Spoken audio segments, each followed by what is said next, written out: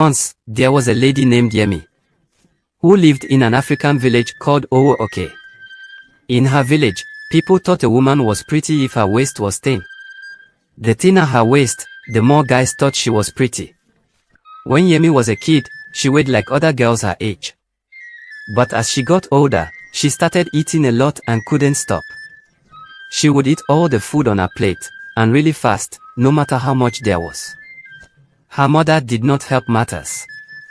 Because she waited 10 years to have her one and only child and daughter as her den, she was willing to spoil Yemi and satisfy all her cravings. Soon, she became the biggest lady in the village of Owo-Oke. As she got bigger, none of the men in the village liked her or asked her out anymore. Poor Yemi. They even started body shaming her, calling her all sorts of names like Mountain Woman, Elephant, Princess Adan, Great Monster of the Evil Forest. Her arm alone, they say, is bigger than other women's waist. Her breast larger than an average human head. It was even rumored that she once finished a drum full of pounded yam with 2 big he-goats in one day. This made Yemi very depressed and ashamed. One by one, all her girlfriends got married, but Yemi was still living with her father. Her father, Mr. Shola, got really concerned that she wouldn't find someone to marry her. Her sisters were all married and happy with their husbands. Yemi was the only one who had not gotten married yet. This made her father, Mr. Shola, really worried. He cared a lot about her and wanted to find a good husband for her before it was too late. One day, Mr. Shola found out that his friend's son, Teyo, who had lived in the city for a long time, was looking for a wife. Mr. Shola was really happy about this and told his friend all about his daughter, Yemi. They decided on a day for Teyo to meet Yemi, with the hope that he marries her. I really hope luck smiles on Yemi, but will it? When Yemi heard that a possible husband was coming to visit, she was really happy. She wondered if this was her chance to get married, just like her friends and sisters. The night before Teyo was supposed to come, Yemi was so excited. She spent hours getting dressed and looking nice to meet him. The next day, Teyo came to Yemi's family home. Yemi saw him first and couldn't help but be impressed by how handsome he is. She gasped. "See fine man oh." But she quickly comported herself like the lady she is. Catching him stare at her, she assumed he was impressed and couldn't help express herself by laughing. Poor Yemi isn't used to getting attention from men. She just wasn't prepared for what would happen next. But when Teyo saw the very big Yemi, his face looked sad. He was clearly disappointed because she wasn't the pretty lady he thought she would be. "I can't marry this mountain of a woman," Teyo said meanly, looking at Yemi's large body and feeling grossed out. Without saying anything else, he walked away from the house. In the twinkle of an eye, all that happiness and pride turned into sadness and feelings of humiliation. Yemi felt really heartbroken, her mother crying bitterly in the background. She went to her room, closed the door, and cried a lot for many days. "I will never get married. No one will want to marry me," she kept saying while she cried. After crying alone in her room for several days, poor Yemi got tired of feeling sad. She thought there must be a way to fix her problem. She knew exactly who to ask for help. She decided to go see the great river goddess Omoros. Yemi left her house and walked to the river. She took a big breath and shouted, "Great river goddess Omoros, please hear me and come here. I really need your help," she said. Suddenly, the river started bubbling and churning. Then, a super pretty lady with shiny blue skin came out of the water. It was the river goddess. "What do you need, young lady?" she asked. "Please, make me thin and pretty like the other girls my age," Yemi pleaded. Yemi begged, tears filling her eyes again. "No man in the village wants to be with me because I'm obese," she said sadly. "All my friends are married, and I'm still alone," she said while crying. "Please make me thin so I can find a husband," she begged. Goddess Omoros regarded Yemi with a look of pity and understanding. Then transforming to her unclad self, she responded, "You're beautiful just as you are. You need to love yourself, even if others don't. But I will help you. Before the next market day, you will find a man who loves you and wants to marry you. This, I promise. Yemi thought about what the river goddess had promised. The idea of finding a husband made her excited, but now she wanted more because of all she had suffered over the years. Her face turned angry and full of hate. First, she said, I want all the men in this village who made me sad and embarrassed to feel the same way. They need to pay for all the hurt they caused me with their mean words and looks of disgust. Make them my slaves for body shaming me. Goddess Omoros stayed quiet for a while. Then she said sadly, Okay, it is done. Your wish is granted. The next morning, the village of Owo-Oke was in a big mess. All the men woke up and realized their manhoods were gone. They had no idea why this happened. Scared, they went to see the village juju priest, who was supposed to know a lot about magic and spirits. The juju priest consulted his oracle to find the answer.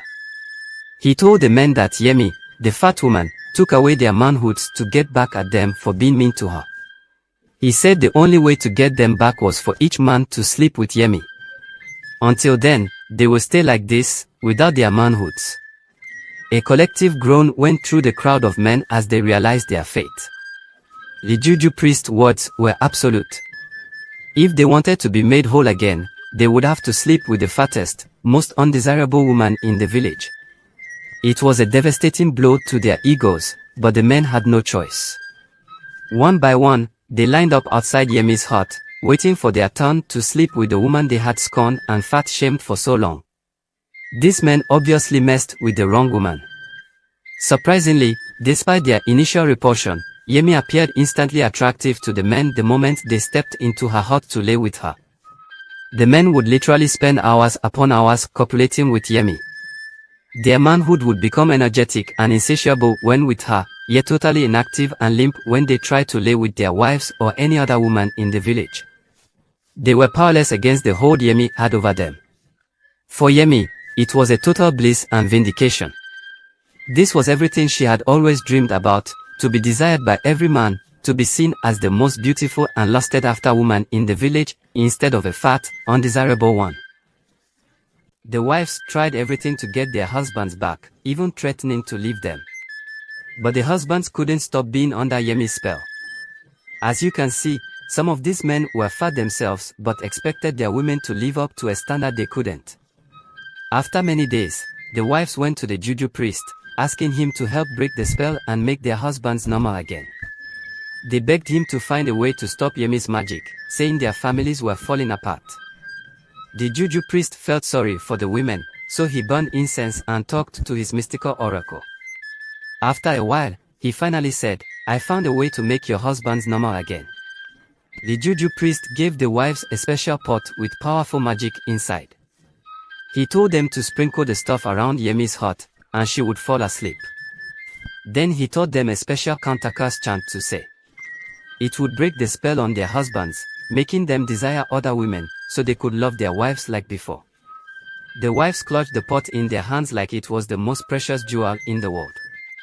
They quickly learned the counter-curse phrase from the juju priest, thanking him for his help. That night, while the men were once again in Yemi's hut, the wives set their plan into motion.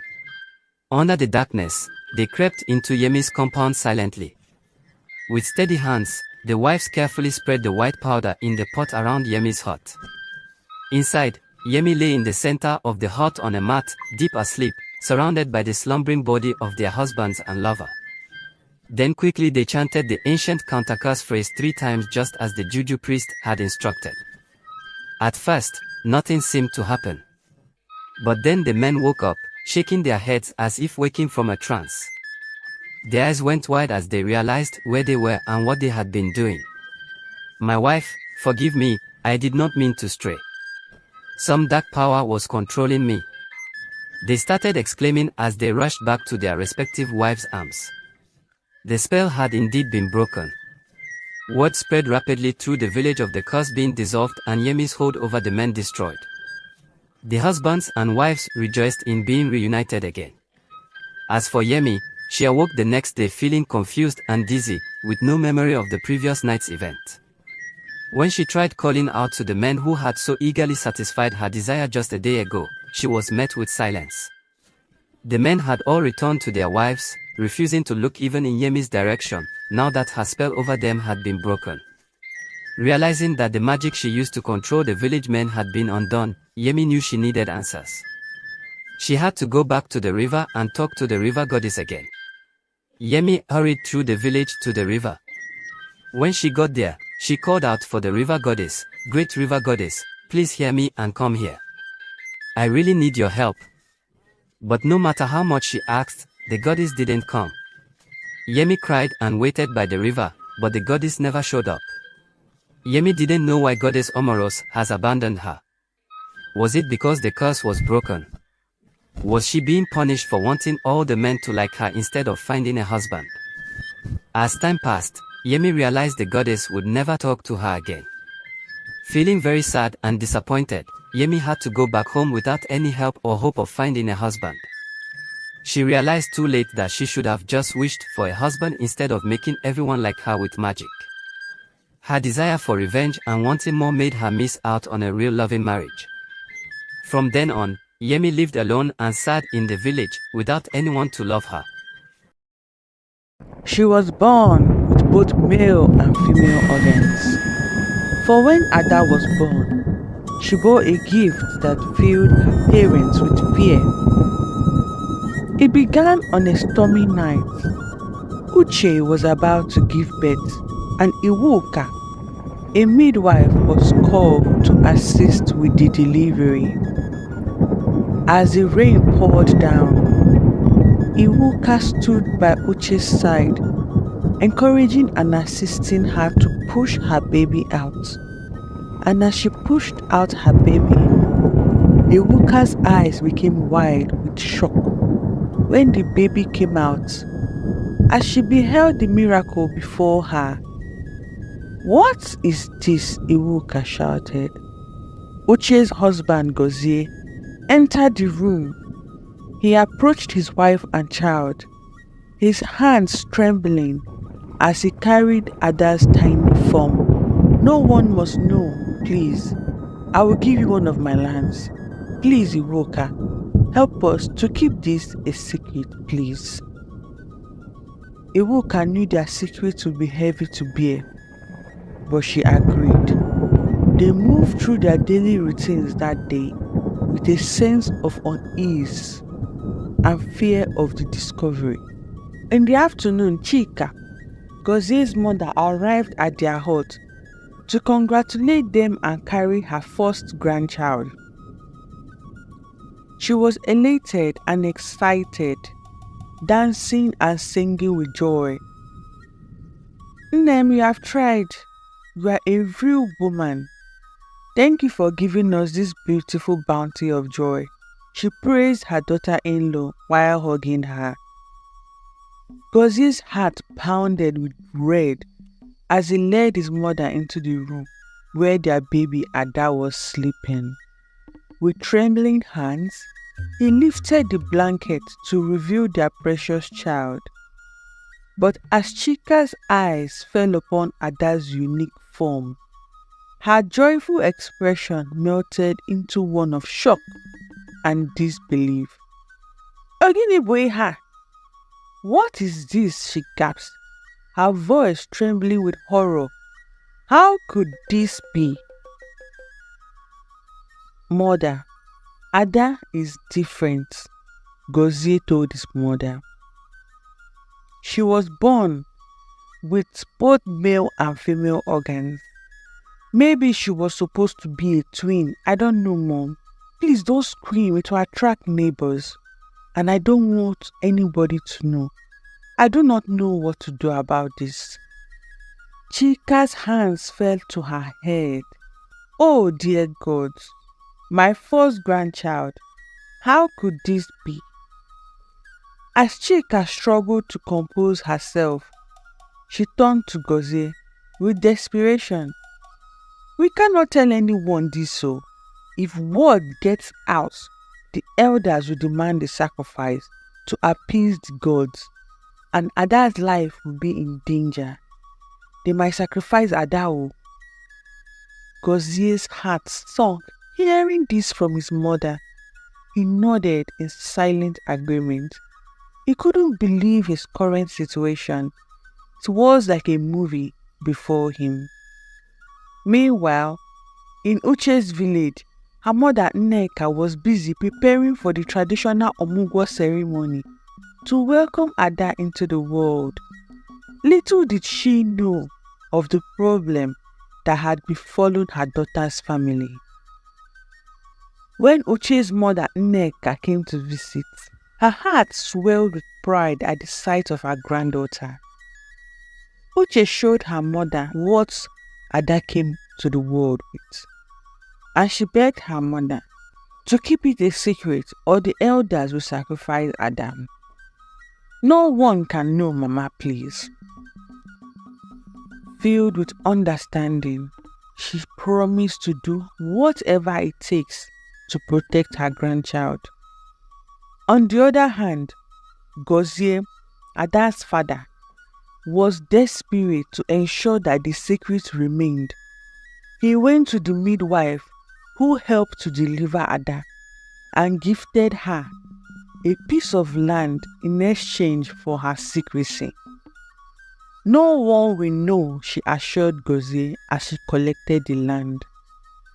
And as Ada grew older, she blossomed into a vibrant young teenager. She played with her siblings and friends, exploring the world around her with wonder. One day, while playing football with her friends, Ada stumbled and fell. And in that moment of vulnerability, her secret was laid bare for all her friends to see. As her friends gathered around her, their eyes wide with shock and curiosity, "Look!" one of her friends exclaimed, pointing to a small protrusion between Ada's legs. "Ada is different from us. She's not like us. Ada is a man," her friend shouted. Laughter erupted from the group as they circled around her. They called her names. Ada the man, Ada the Obanje, Ada the spirit child, Ada the dragon lady. They jeered at her, their words hurting Ada. Tears welled in Ada's eyes as she struggled to get up to her feet. She ran home. She couldn't understand why they called her names. She was also bleeding at the same time between her legs. It was like that day was against her. She thought she was about to die. When she finally reached the safety of her home, Ada collapsed into her mother's arms, her body trembling with sobs. "Mama," she cried, her voice choked with emotion. "There is blood coming out of me." "What blood? From where? Let me see," her mother replied. As her mother looked, she knew what this meant, the onset of womanhood. Uche had feared that her daughter wouldn't be able to have her periods or function as a normal woman due to Ada having both male and female organs. But fate had different plans. Gently, Uche wiped away Ada's tears. Her voice soft and comforting, she assured her daughter, "It's okay, my love. It is part of growing up. It is a sign we are becoming a woman." But for Ada, the revelation brought only confusion and fear. In the eyes of her friends, she was not a woman. She was an Obanje, a spirit child, a mockery of everything they held dear. And now, with the blood flowing through from her body, she felt as though she was being torn apart from inside out. Uche knew it was time to share the truth with her daughter, no matter how difficult it might be.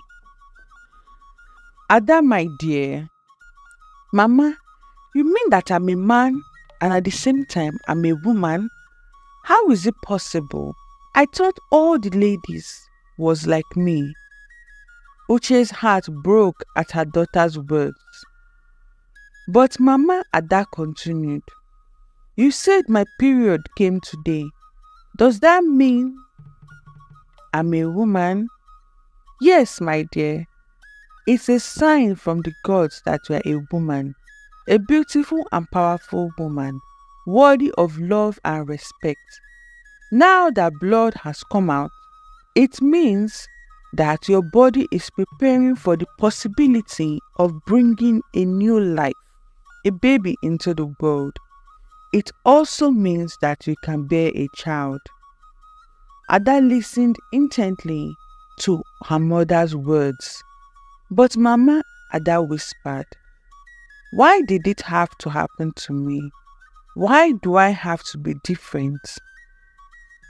Uche assured her daughter that she was made that way and she is special and unique beyond measure. "But there are precautions you must take now. You must stay away from boys and protect your virtue and honor. And you must keep yourself clean and use a wrapper when your period comes out. Also, you shouldn't forget to take a bath." Ada nodded. "I will, Mama. I will do whatever it takes to take care of myself." The next morning, Ada went to school, and the news of her being born with both male and female parts had spread round as gossip. The students whispered and kept pointing at her. As lessons began, the whispers grew louder. Ada could hear the cruel laughter echoing from behind. They mocked her for being different, for being what they couldn't understand. "Look at Ada. She's not like us," one of her classmates said. "Ada the freak. Ada the monster. Ada the spirit child." Another chimed in. Ada was angry. She couldn't hold herself anymore. She stood up in the classroom, turned around and confronted them. "Yes, I am different," she said. "I was born with both male and female organs, and I am proud of who I am," she said. Her classmates shouted. The classroom became very noisy, but instead of being afraid, Ada stood tall. She was confident, and she continued speaking. "And you know what? I refuse to be ashamed of who I am. I am Ada, and I was born this way." A hushed silence fell over her classroom, and her classmates stared at her in surprise and disbelief. For the first time, they saw her as not a target, but a courageous woman. The class teacher ended the class immediately and summoned Ada to the principal's office. Ada received a warning letter not to constitute noise and create tension in the school premises for spreading lies. The following day, the school principal addressed the chaos in the school during assembly, and she told Ada to come in front of the students and debunk all she claimed to be. After all of that, the rumor still spread in the school and in the village and eventually died down. As years passed, Ada had difficulty maintaining a healthy relationship. Men fled from her because of the rumors they had heard. Her current boyfriend, Ebuka, who loved her very much, told his friend Nonso that he wanted to marry Ada. Nonso warned Ebuka, "Listen, my brother, I have heard things about this girl you're seeing. She's not what she seems." Ebuka asked Nonso, "What do you mean?" "They say she's a man with the face and curves of a woman," Nonso replied Ebuka. Shock rippled through Ebuka. "No, that can't be true," he protested. "Ada is a woman through and through, and she's too beautiful. It is all a lie." Nonso told Ebuka, "Ask her and see. She doesn't hide it, You are too naive for my liking, my guy. Don't say I didn't tell you. But as doubts grew in Ebuka's conscience, he knew he had to confront Ada with the rumors that threatened to tear them apart. As they met in the quiet moonlight park, Ada sensed Ebuka feeling troubled. She asked him, "What is wrong, my love?" Ebuka summoned courage and asked Ada, "Is it true? Are you a man?" Ada's heart sank at the question. The truth laid before her. She smiled. "It is hard to explain, my love. I have both, but I am a woman. I don't know how to get rid of the man part. I don't want to die if it gets cut off. I have everything a woman has, and I can bear you children. Please, don't end this fire between us, which we share. I was born this way." For a moment, there was silence as Ebuka looked at Ada. "I don't know if I can continue with this. It's just too much to take in. I need time to think." And with that, Ebuka turned and walked away, leaving Ada alone and confused. Ebuka retreated to the solitude of his home. He loved Ada deeply, and he cherished her for the woman she was, not the rumors that tainted her reputation. And yet, the weight of societal expectations weighed him down. As he reflected on their time together and the memories of Ada's kindness and the warmth that flowed in his heart, she was everything he ever wanted in a wife. He refused to let the narrow-mindedness of others decide their fates. Ebuka made a decision that would change the course of their lives forever. He would stand by Ada's side no matter the obstacles they faced, for their love was stronger than any rumor or truth that dared to stand in their way. With love burning in Ebuka's heart, he set out to find Ada, to ask for her hand in marriage, and to declare his unwavering devotion to her. With love burning in his heart, Ebuka set out to find Ada, to ask for her hand in marriage. As he arrived in Ada's home, her parents looked at him with surprise and curiosity. "What brings you here, Ebuka?" they asked, their voices filled with anticipation. Ebuka took a deep breath. "I have come to ask for Ada's hand in marriage," he declared boldly. Ada's parents exchanged astonished glances. "Are you sure about this, Ebuka?" they asked. But Ebuka met their gaze. "I love Ada with all my heart," he said, "and I will do whatever it takes to make her happy." And as Ada stood before him, she was crying. She couldn't believe that this moment had been waiting for her. "Yes, Ebuka, I will marry you," she responded. The news of their engagement spread like wildfire through the village, igniting more gossip and speculation. Some whispered that Ada would never be able to bear children, while others said that Ada would make Ebuka pregnant. Some said that why would Ebuka marry a man or a cursed woman? Some also said that Ada would go and impregnate another woman. But Ebuka paid no heed to the whispers and murmurs that followed them. He knew that their love was stronger than any doubts. And so, on their wedding day, they stood with their loved ones, hand in hand. They stood before their loved ones, hand in hand. Amaka, Ada and Ebuka vowed to face whatever challenges lay ahead, together with courage and unwavering strength. As they embarked on their new life together, Ada felt a sense of peace in her heart. And as they lay in each other's arms at night, she knew she had found her true partner, her soulmate and her rock. "Ebuka," she whispered, "I have made a decision." Ebuka looked at her with concern. "What is it, my love?" he asked. Ada replied, "I want to be brave. I want to go to the hospital in the city and have my male organ removed." Ebuka asked Ada, "Are you sure?" Ada said yes, that she's sure. Ebuka assured her, "I love you the way you are no matter what.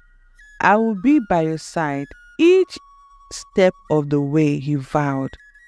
And as they held each other close, Ada felt a sense of hope. And she knew that no matter the challenges that lay ahead, they will face them together with love, courage, and strength. When Ada and Ebuka went to the hospital to see the doctor in regards to Ada's desire to remove her male organ, "We are many like this," the doctor said to Ada. "Welcome to our group, and we will teach you how we live our life." The specialist was a distinguished looking man with a kind demeanor. He greeted them warmly before turning his attention to Ada's medical history. Ada and Ebuka sat in the sterile waiting room of the specialist hospital that was referred to them. They clung to each other for support. The journey to this moment had been filled with anxiety, but they were sure about confronting Ada's male and female organ condition head-on. Ada was determined to go ahead with surgery, although Ebuka loved her the way she was born. The specialist looked into the pages and read her file. He began speaking to Ada. "Before we delve into your medical history, I want you to know something. I too was born with both male and female organs." "You?"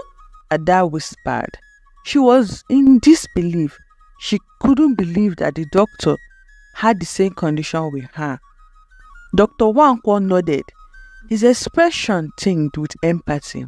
"Yes," he confirmed softly. "Just like you, I faced the challenges of living between both worlds, feeling like I didn't quite belong." Ada felt a mixture of relief and validation washing over her. Here was someone who understood her, and he is also her doctor. Someone who could empathize with her journey in a way no one else could. The doctor continued speaking to Ada. "I found out when I was 9 years old. I had serious stomach aches and I couldn't walk because of the pains. So my parents took me to the hospital in those days. They did a scan and discovered I had male eggs inside my stomach and female ovaries inside me also. And it explained why I had all the problems of self-confidence and shame within myself as I was developing during my days of puberty," the doctor said. Ada asked the doctor, "So, doctor, what did you do and how did you continue?" The doctor responded, "I was given some medicines and the hospitals took care of me. They managed my conditions, but I wasn't operated on yet because I was still blooming. So they didn't want to cut off the wrong organ as it might not suit me in the future. And apart from that, there wasn't much knowledge on cases like me back then in those days. But when I became an adult, I decided to live with it, and my condition fueled my passion to become a medical doctor." Dr. Wankwo continued sharing his experience with Ada. "My physical appearance and voice became more masculine than feminine.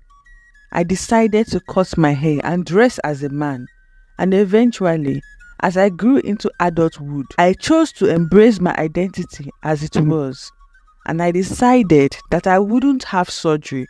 Although some people decide to have surgery, but I believed I was made perfect by God. the way I am. Thank you for sharing that with me, doctor. It means more than you know, Ada whispered.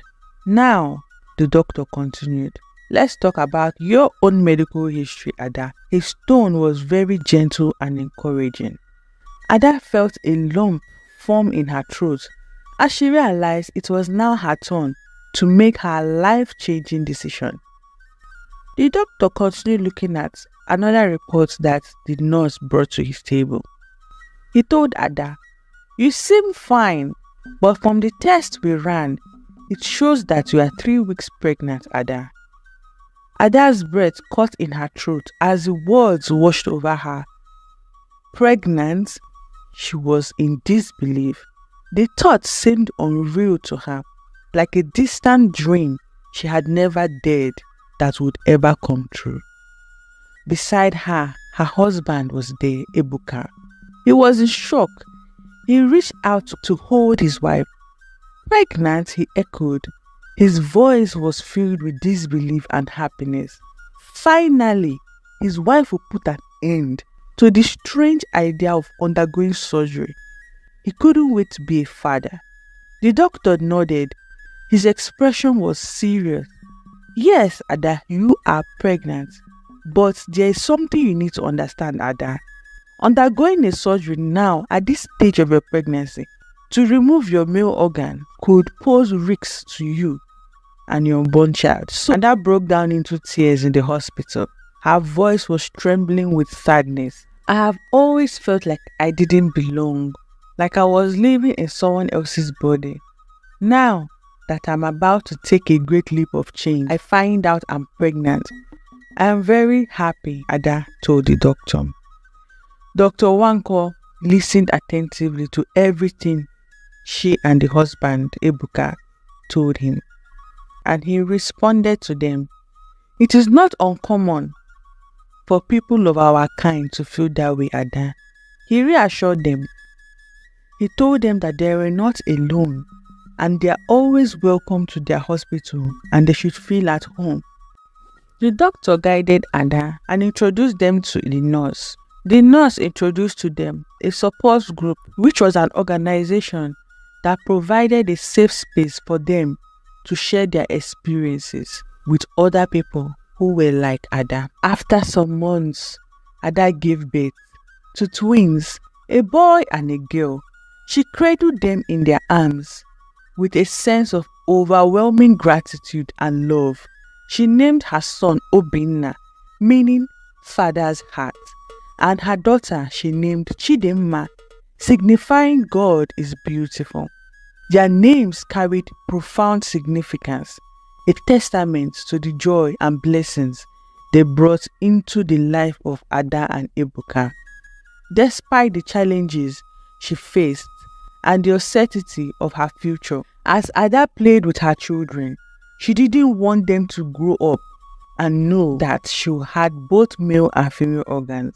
She didn't want them to be bullied in school because of what she was. But yet, the words that the doctor told her in the hospital, she knew the words were true. She was still very confused whether or not she should go ahead with the surgery. In the days that followed, Ada made a decision that would change the course of her life. She chose not to proceed with the surgery to remove her male organ, opting instead to embrace her identity as it was. It was a choice born of love for herself and for her children and for the journey that had brought her to this moment. Yet, deep in her heart, Ada knew that her journey was far from over. Once a week, she devoted time to attending meetings with the support group where she found solace in the company of others who understood her struggles. One day, as Ada made her way to the support group meeting, she was approached by a desperate woman, her eyes brimming with tears. The woman's cries echoed with pain and anguish as she poured out her heart to Ada, revealing that she had just given birth to a baby with both male and female organs. "He sent me packing," the woman sobbed. Her voice choked with emotion. He threw my belongings outside and called me a witch. Ada's heart broke for the woman before her. Her own struggles suddenly pale in comparison to the raw agony etched upon that woman's face. The woman's name was Onyinye. Without hesitation, Ada reached out to her and gave her a hug. She assured her, "You are not alone. We will get through this together." Ada took the woman under her wing and brought her to the support group meeting. Ada introduced Onyinye to the group.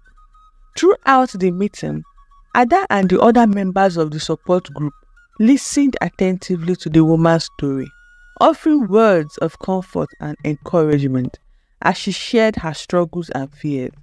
They reassured her that she was not alone, that they would stand by her side and help her navigate the challenges that lay ahead. "Thank you," Onyinye whispered. "I never thought that I would have a solution. When this happened to me, someone told me about Ada's story, and that was how I waited for her on the roadside of her house so that I could tell her my problems.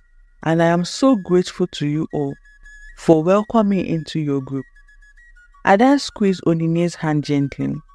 She reassured her again, "You are not alone. We are here for you." As Onyinye continued to share her story with the group, she spoke of the rejection and pain and fear of the unknown. The members of the group listened to her and they offered words of empathy and understanding, sharing their own stories and struggles they have been through. "We have all been there, Onyinye," one of the members said, "but together we can get through this." As the meeting drew to a close, Ada and the others rallied around Onyinye, offering whatever support they could. They provided her with clothes, food, and personal items, ensuring that she had everything she needed to care for herself and her baby. And they offered Onyinye a job in their organization after various tests in the hospital to confirm that all Onyinye said about her baby was true. Ada was pleased with how far she had come. She knew that her journey had taken a new purpose in life. She was a beacon of hope and strength to others who walked the paths she had once tread, and with each step forward, surrounded by the love of her children and the support of her husband and her newfound community, Ada found a sense of peace and fulfillment that she had longed for all her life. The moral lessons of this story emphasizes the importance of compassion, community support, resilience, and finding purpose through helping others in navigating life's challenges. Ada's willingness to reach out and support Onyinye despite her own struggles, being a new mother with twin babies, demonstrates the importance of showing compassion and empathy towards others in times of need. The support group serves as a reminder of the strength that can be found in communities. By coming together and offering support to one another, individuals can find solace and strength in shared experiences.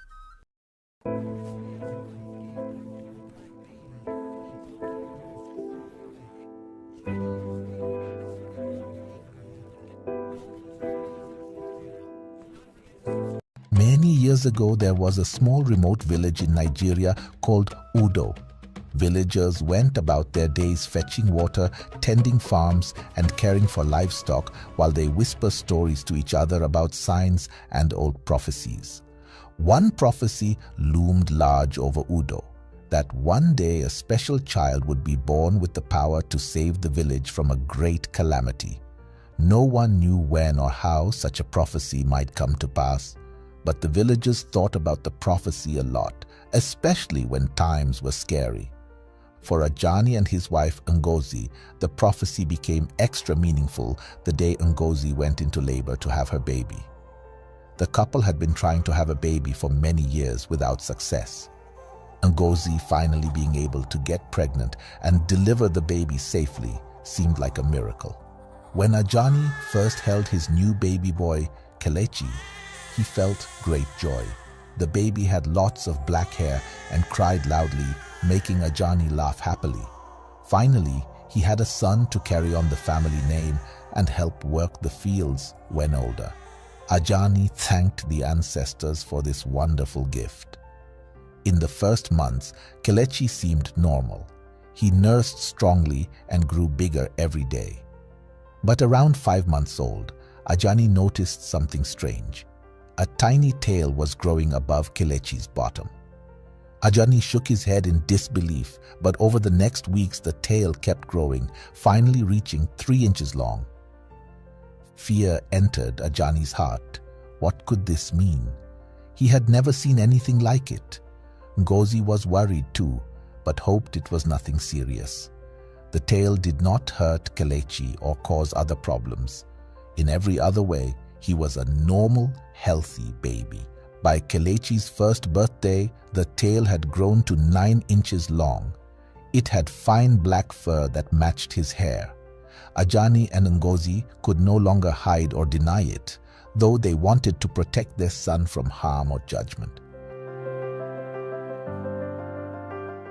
In the village, strange rumors spread about the baby born with a tail. Some called him cursed, monkey boy, or evil child. Friends and neighbors avoided visiting Ajani's hut. Only the wise old medicine woman, Mama Dike, saw the tale as a divinely inspired occurrence. She alone retained faith in the prophecy that this special child was meant to save them all. The villagers refused to heed Mama Dike's words. They were preoccupied with their many other troubles.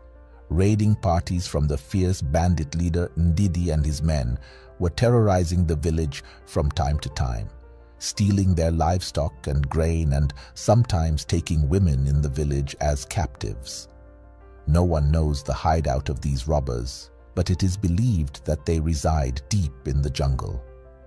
Ndidi had vowed to make everyone in the village pay for such unfair treatment they did to her mother with his last breath. What could be the motivation behind Ndidi's anger? And why is he so bent on taking revenge on the Udo village? Okay, let me tell you the backstory of what happened to Ndidi's mother. Many years ago, a young woman named Chika found herself cast out from Udo village after getting pregnant without being married. The unforgiving villagers rejected her as the child's father refused to marry her. With no family left, Chika wandered into the jungle alone. She eventually gave birth to a son she named Ndidi. They managed to survive in the wilderness together through Chika's fierce determination. She refused all offers to return to the village that had been so cruel to her. One day when Ndidi was 7 years old, Chika went to the riverbank for water but never came back. After many hours, Ndidi found her body there. She had been bitten by a deadly snake. Overcome with grief and anger, Ndidi cried out in pain into the night.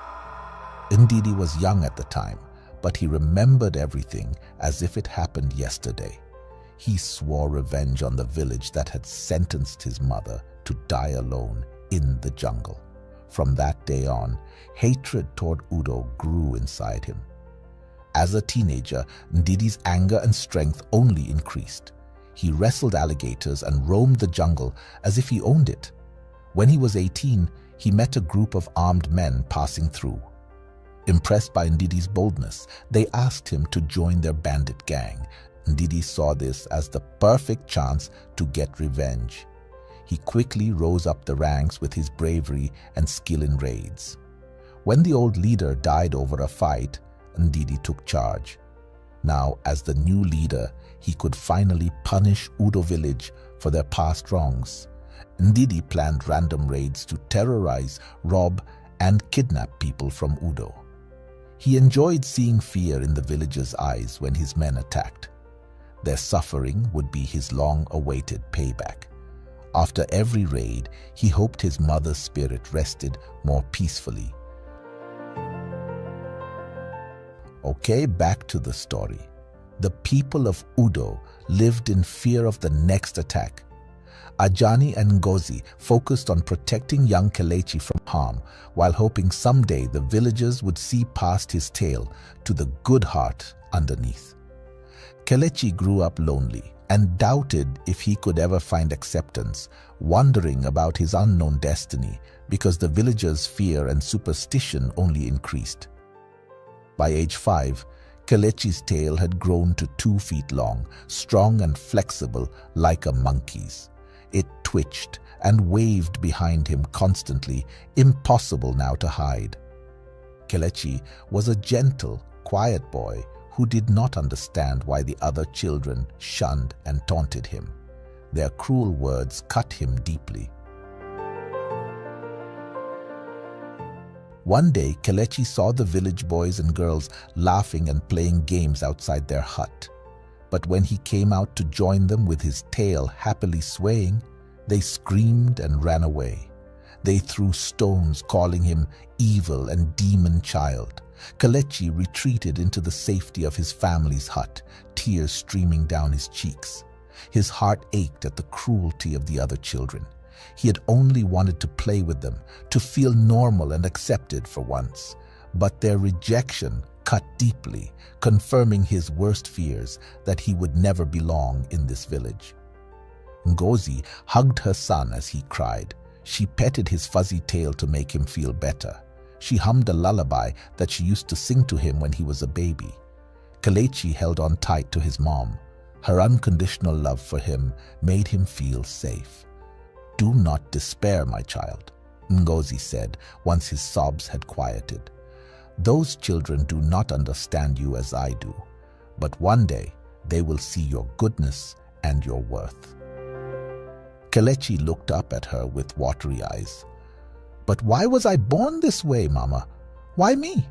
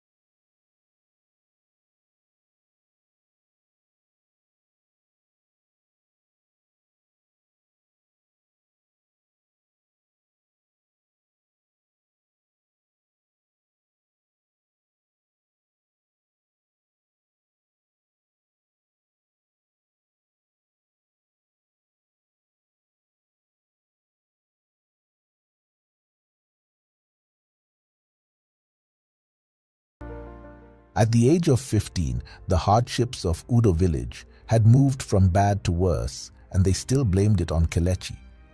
One faithful evening, it started raining very heavily in the village.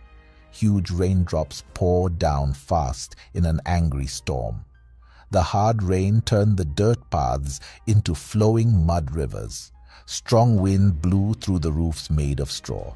It was that same night the villagers decided they had had enough. Even though the rain was making their clothes all wet, a big angry crowd of at least 30 men, women, and even some kids with their flickering torches marched strongly through the storm. They were heading to the home of Kelechi and his parents. "Evil child," an old woman yelled as she hobbled along with the group, holding tight to her walking stick with her wrinkled hands. "He's brought a curse upon us all." Some other villagers shouted in agreement. Months of no rain and sickness had been hard on them. Crops dried up, cows got sick, kids went hungry. The people of Udo blamed Kelechi because his tail made him look different and strange. They thought he was cursed. The angry crowd came to Kelechi's hut, their torchlights flickering in the rain. His dad Ajani stood strong in the doorway with an upset face. Behind him, Kelechi's mom Ngozi held her son, looking scared. "Please," Ajani said, "leave the boy alone and let's talk about this calmly." The village chief pushed his way to the front of the crowd. "Your son is an abomination," he shouted with anger. "Our village has suffered long enough under his curse. He must leave now." The crowd yelled in agreement. Some started throwing stones, but Ajani blocked them. Kelechi looked out from behind his mom, frowning with worry. He had known this day might come, though he wished the villagers would finally accept him. Ngozi hurried to her room. Her hands were shaking as she quickly packed important things into a burlap sack. Dried meat, healing plants, torchlight, a spare outfit, sandals, a woven blanket. Every item she put in the bag made her sadder. The crowd got louder, their yelling heard even over the constant beating of the rain. Kelechi's tail swung back and forth, showing how upset he was. He could feel how desperate his dad was and how sad his mom was, even though they didn't show it. Ngozi turned to her son and gave him a special necklace with a polished stone pendant. It looked very beautiful. "This has been passed down in my family for generations. It will protect you. Keep it close." "Thank you, Mama." Kelechi was very appreciative of the gift. The necklace felt like it was alive when he wore it.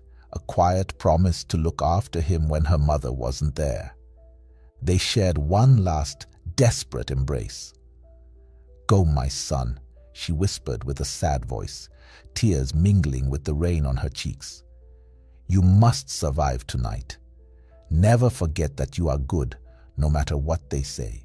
Never give up. Always remember who you are, the choice of the ancestors. We will find you someday."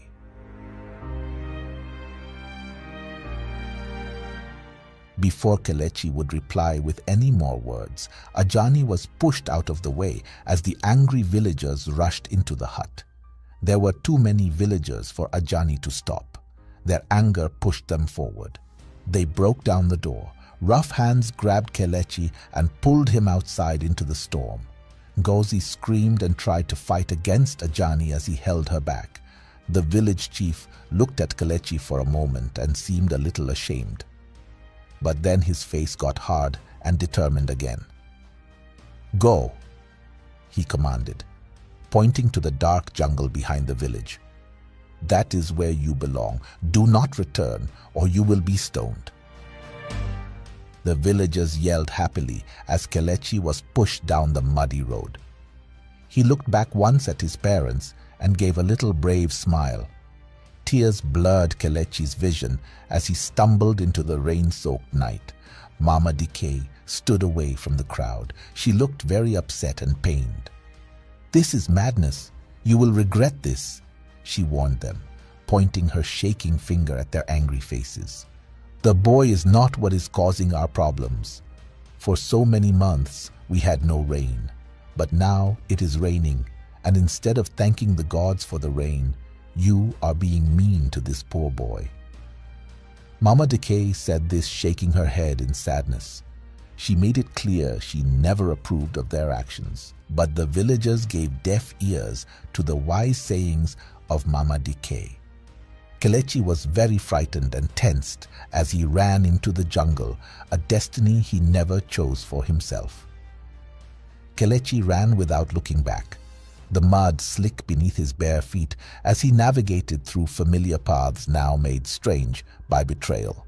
His heart raced, a wild drumbeat syncing with his tail that cut through the heavy air behind him. The village lights receded until darkness swallowed them whole. Then the jungle swallowed him up too. Sharp vines scratched Kelechi's skin and clothes. Rain pounded down through the dense canopy overhead. Strange cries echoed around him. Animals, spirits, things unknown. Still, Kelechi held his head high. He would not be afraid. He would survive this and someday return home, like his mother assured him. The people of Udo may have branded him cursed, but they did not know the true power hidden within this boy. Kelechi vowed he would prove them wrong. He would take his first steps into the jungle not as a helpless victim, but as a survivor. Holding his necklace, Kelechi sent a prayer to the gods for courage, wisdom, and protection. The necklace seemed to glow faintly, infusing him with inner strength. When lightning flashed in the sky, Kelechi's eyes shone with determination.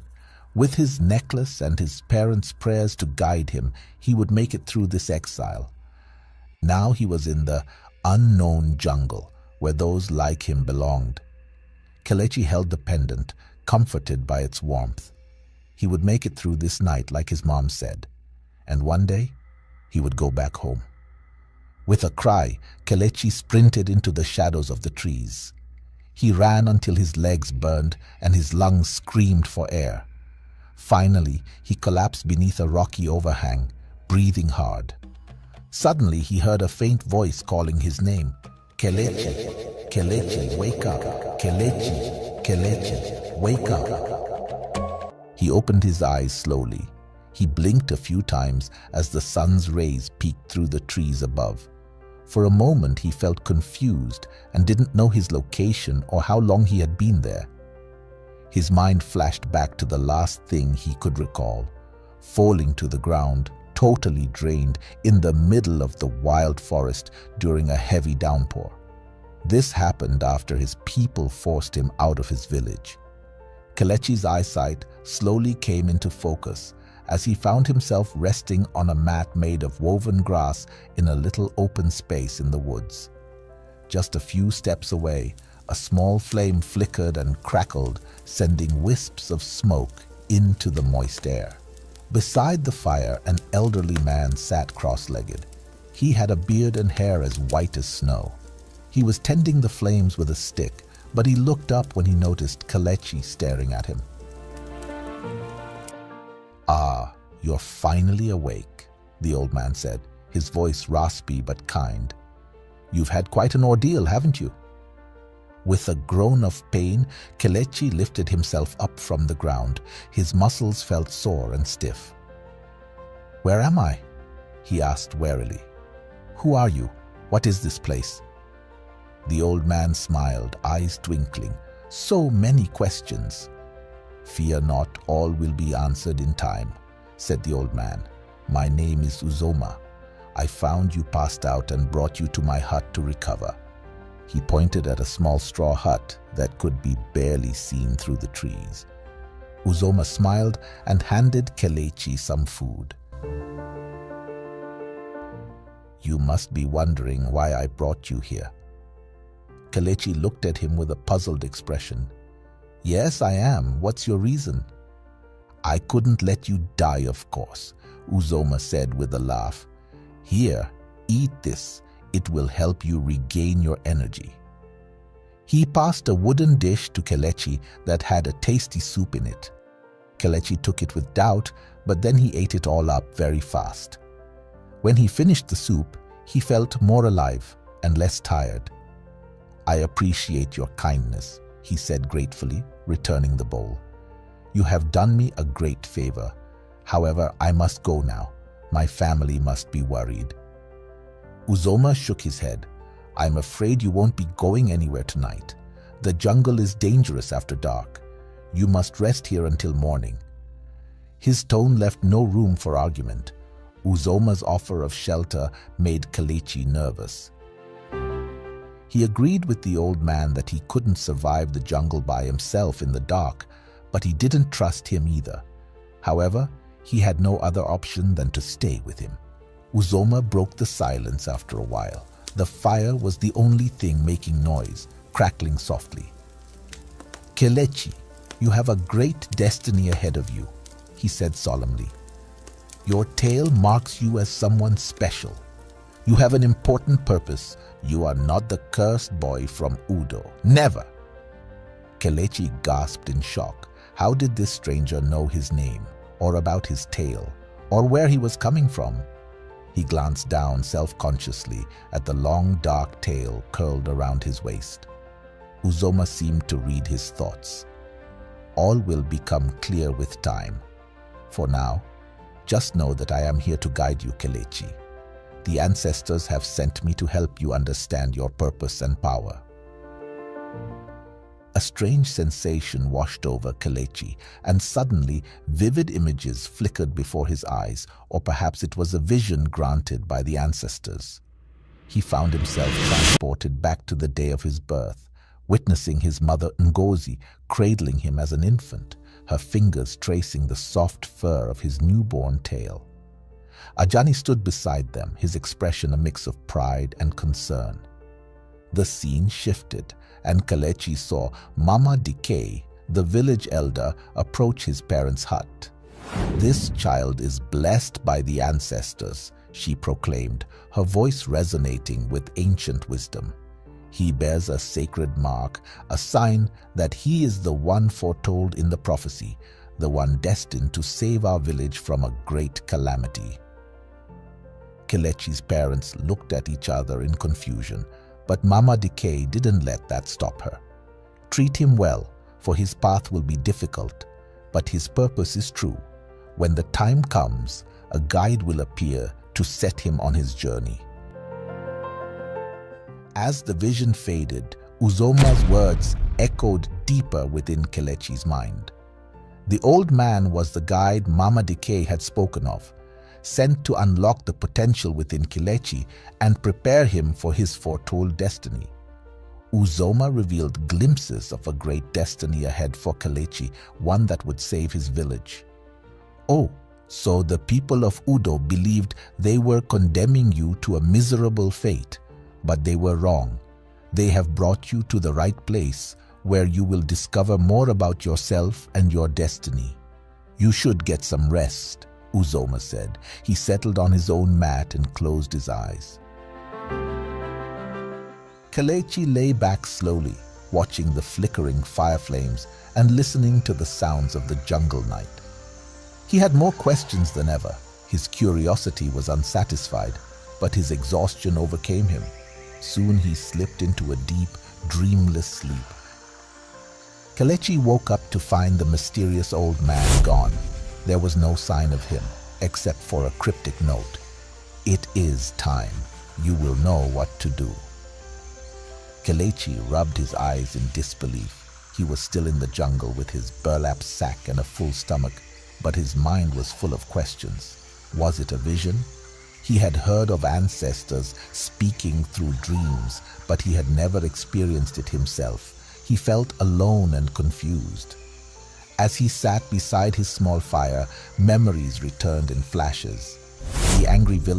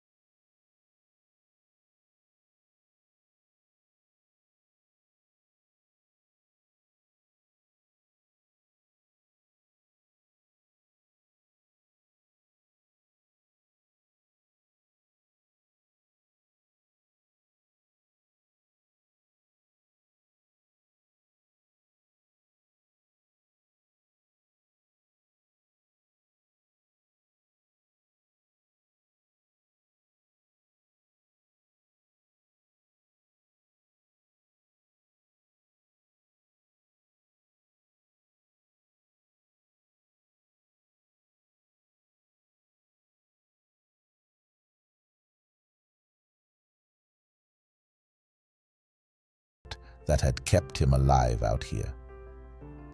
Kelechi thought of his mother's words, her unwavering belief that his tale was a gift, not a curse. He thought of his mysterious mentor, Uzoma, urging him to embrace his uniqueness and fulfill his destiny.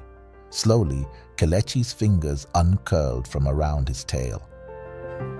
"No," he said softly, his voice gaining strength. "No, I won't cut you off. You're a part of me. And if I'm going to save my village, I need to be whole. I need to be me. Yes, you're now my new friend. I need to name you. I will call you Odudu." I think that's perfect. From that moment on, Kelechi no longer saw his tale as a hindrance or a source of shame. Instead, it became a symbol of his identity, his strength, and his purpose. He would return to Udo not as a boy seeking acceptance, but as a young man ready to claim his destiny. Kelechi had no option left but to embrace and accept his new home, the jungle. He carried himself up and continued his journey. Over the following weeks and months, Kelechi faced a harsh struggle for survival in the wilderness over the next weeks and months. He used the jungle resources to make tools and shelter, applying the skills his father had taught him. Kelechi searched for plants he could eat, set traps for small prey, and gathered rainwater for drinking. His tail, which the villagers had despised, was very useful. An extra limb to swing from trees, grab fruits, maintain balance. Gradually, Kelechi's muscles grew stronger, his senses sharper, his bond with nature deeper. The special necklace from Kelechi's mother was a constant comfort.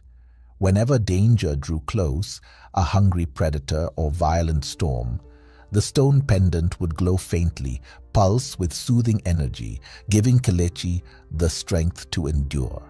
It made him feel connected to his parents, even far away. Udo village went on with its usual routines, but everyone missed the boy. Ngozi and Ajani felt empty without their son. They were always sad and anxious.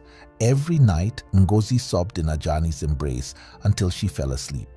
But they never gave up hope, asking the ancestors every day to take care of their beloved boy. Sometimes, Ngozi would touch her neck where her precious necklace used to be, and wish that it was shielding Kelechi from harm. The peaceful night in Udo village was shattered by the sounds of war and metal. Ndidi and his raiders attacked the village without warning, their dark shapes looming in the moonlight. The houses that used to be filled with joy and warmth now quaked with fear. Villagers screamed, hugging their children as the bandits approached. They tried to escape the ruthless invaders who had conquered Udo many times. The bandits showed no mercy, stealing and burning everything they could find. With his spear in hand and a fierce resolve, Ajani led the community's defense against the bandits. He shouted orders amid the turmoil, inspiring the men to resist. But the attackers were relentless and outnumbered them. Yet for every bandit that fell, 2 more seemed to take their place. "Stand firm," Ajani shouted as he blocked a bandit's attack. His heart pounded in his chest, not from fear but from rage at the sight of his village being torn apart. Ndidi's men captured whoever they could as the villagers ran away in fear. Ajani resisted bravely, swinging his staff and hitting their heads, but he could not match their numbers. Ajani was overwhelmed, disarmed, and beaten to the ground by the relentless bandits. He saw with horror how they tied up Ngozi and took her away, her cries piercing his heart. "Kelechi," she cried desperately before the bandits hauled her away. "Find us, my son. You must save us." Ajani roared, struggling against the men, restraining him, but it was no use. He could only watch, helpless, as his wife and other women from Udo were dragged back towards the jungle, captives of the merciless Ndidi. The women screamed as they were herded like cattle into the darkness of the jungle, captives to be ransomed or worse. Ndidi's latest raid had left Udo village devastated. Homes were ransacked, livestock stolen, and several young women carried off as captives. The bandits had attacked with ruthless efficiency, overwhelming the meager village defenses.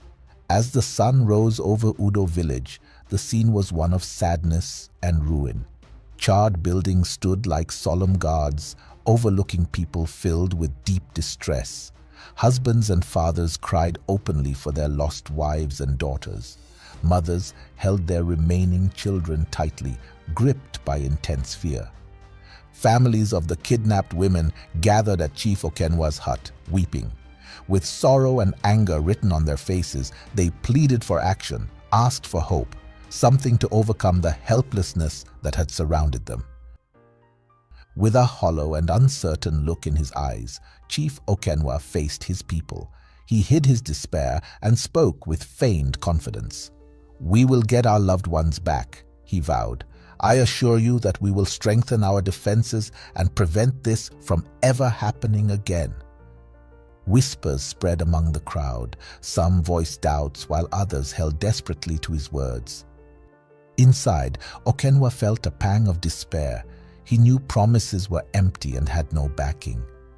Privately, Okenwa confessed to the elders that he had no idea how to recover their people from the bandits' clutches. The village guards were no match for Ndidi's gang. Desperation and despair infected the very air of Udo. Udo village faced a double crisis: raids from enemies and drought from the sky.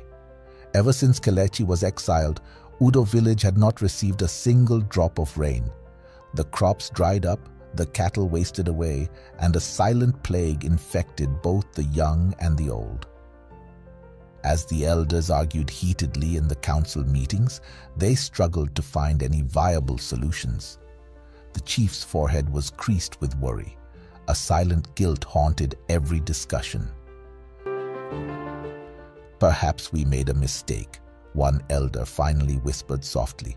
"The boy, Kelechi, he did not deserve to be banished. We cast him out unjustly." Murmurs of agreement stirred among them, a slow realization that perhaps they had been wrong to blame an innocent child for their misfortunes. Some villagers wondered aloud if banishing Kelechi had brought a curse upon them rather than appeasing the gods. Even those who had cried loudest for the boy's exile now felt twinges of regret. The people of Udo had lost their faith. They were blinded by their present woes and could not glimpse the promise of a better future. They did not know that Kelechi was getting closer every day, honing his skills in the jungle to prepare for his fate. Nor could they foresee the bandit king in his mountain lair, sharpening his weapons and plotting his next attack. Ndidi's hatred of Udo had curdled over the years into a dark obsession. Soon, he would unleash his fury upon the village in a final act of vengeance. But that battle was yet to come. For now, Udo village struggled on, praying for some miracle of deliverance. In his secret hideout in the heart of the jungle, Ndidi nursed his hatred. He could not forget how Udo village had killed his mother. He sought to ease his pain by taking revenge, not by offering mercy. "They took away my mother and I in return. Take their women, daughters, wife. How does it feel now? I will show them what it means to live without a mother." Ndidi smiled, feeling a sense of fulfillment. Ajani sat alone in the empty hut, his head in his hands. Everything he had built, everything he loved, had been ripped away in an instant. First his son, cast out by his own people, and now his beloved wife stolen by raiders in the night. The weight of his failure was crushing. He should have protected them. He should have stopped the mob from exiling his innocent boy. He should have stood watch to keep Ngozi safe. But he had been powerless to prevent either tragedy. Some warrior he was. Ajani stared at the floor, tears dripping down his cheeks.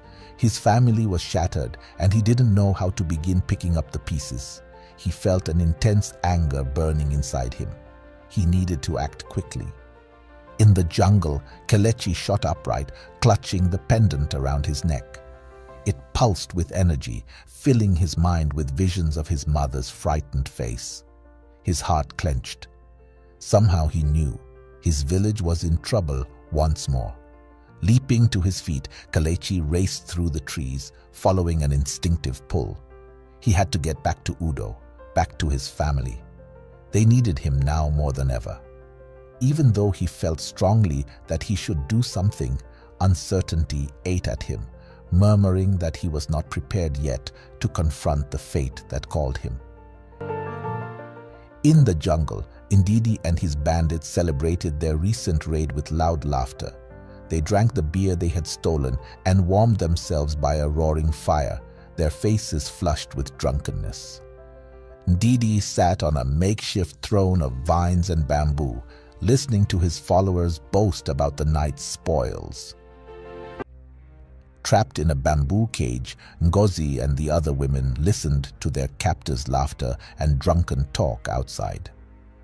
Through the gaps in the bars, Ngozi heard their crude jokes and their plans for them, which filled them with terror. They held each other and sobbed quietly, afraid to make any noise. Ngozi prayed silently for her son to come and rescue them, but she did not dare to speak her hope aloud, lest she anger their kidnappers. Kelechi was left in his own doubtful thoughts. He wandered around the jungle, not knowing what to do or which next step to take. He knew he wasn't ready to return to Udo. In his silent thought, he said, "Don't worry, Mama and Baba. I will come and get you soon. It won't be long. I know and feel it." He asked his Odudu, "What do you think?" while smiling. Kelechi closed his eyes as the pendant pulsed warmly against his chest. Visions swirled before him. Uzoma appeared again, placing a hand on Kelechi's shoulder. "You have great power within you, young one, if only you can find it," Uzoma said. "Your gifts make you special, but they alone don't define your destiny. It is what lies in your heart that matters most." Kelechi saw Uzoma standing before him, regarding him with knowing eyes. "Your Odudu can be a weapon, but only if wielded with wisdom," Uzoma continued. "Come here, I will show you," Uzoma commanded. They stood within the confines of the dark trees around them. Kelechi saw himself training under the old man's guidance, learning to wield his tail as a weapon. "Watch," Uzoma instructed, lifting a rough staff. He swung it toward Kelechi with deceptive speed. Kelechi was supposed to block it with his tail, but it caught him off guard, landing him to the floor, weak. "Come on, boy. Remember, skill comes from practice. Strength comes from perseverance, but true power comes from compassion. Always be alert of your surroundings. Let's try again." Uzoma swung the staff in a different direction, more precise this time. Kelechi focused on the trainings from his father, Ajani. He said to himself, "Let's do this, my Odudu." He rose up. Kelechi reacted on instinct and spun around, swinging his tail to block the strike. His fur and muscle absorbed the impact of the staff, stopping its momentum. Uzoma smiled faintly. "Good. Again." They practiced until Kelechi's brow dripped with sweat and his tail swung with accuracy and strength. Uzoma spoke little during their practice, but his words were valuable lessons that Kelechi absorbed eagerly. Uzoma's teachings built upon the foundation Ajani had laid. Kelechi's father had trained him in traditional combat, honing his strength and reflexes. Now, Uzoma showed him how to integrate his unique abilities seamlessly, transforming his tail from a liability into a formidable weapon. With this knowledge, you can even do more. Practice till you perfect it and unleash the full power of your Odudu. "Well done, boy." Uzoma turned to leave. Kelechi exclaimed with wide eyes opened. "Does this mean I am ready to go save my people?" Kelechi asked in desperation. Uzoma replied, "You have your father's power, and your mother's spirit. Every challenge is a lesson waiting to be understood. Uzoma disappeared. As the visions faded, Kelechi opened his eyes, feeling a newfound sense of purpose and confidence. He knew his destiny was intertwined with the fate of his village, and he was determined to rise to the challenge. But the reply from Uzoma was not what he expected, making him to wonder even more. Does his answer mean, "I am ready"? Feeling lost and disoriented, Ajani stood at the edge of the jungle. He could not tell where to go. The trees seemed identical, the paths twisted and turned unpredictably. Frustration and helplessness battled inside him as he clenched his fists. Ajani's longing for his family was stronger than the vast distance that separated them. He braved the jungle, a daunting barrier, with unwavering determination. He had ventured into the wilderness, driven by hope, but now he confronted the true difficulty of his quest. He would not give up. He paused, closing his eyes to steady his breathing. "I must find my family at all cost," he whispered into the silence. Back in Udo, the village chief walked back and forth in his palace, restless and worried. He commanded his men to strengthen the defenses. At every entrance, guards stood ready with spears and shields. The chief looked around fearfully, as though the bandits could appear at any moment. The chief was determined to protect what power he had left amidst the chaos. The villagers were in a frenzy outside. The news of the kidnapping raced through the crowd, sparking terror and gossip. Some sought solace in each other's arms, while some debated angrily about the next course of action. They regretted ignoring Mama Decay's warnings. They wished they had treated Kelechi with kindness. They thought, things were falling apart for the people who used to be so lively.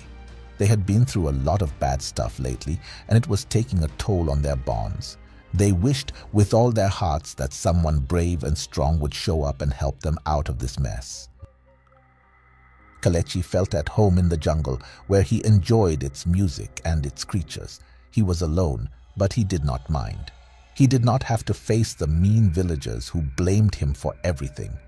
He only wished he could see his parents again. He honed his craft, following Uzoma's teachings, and challenged himself every day. His tail was his friend, a weapon that responded to his every command. One day, while Kelechi was practicing his skills, he heard a noise in the bushes.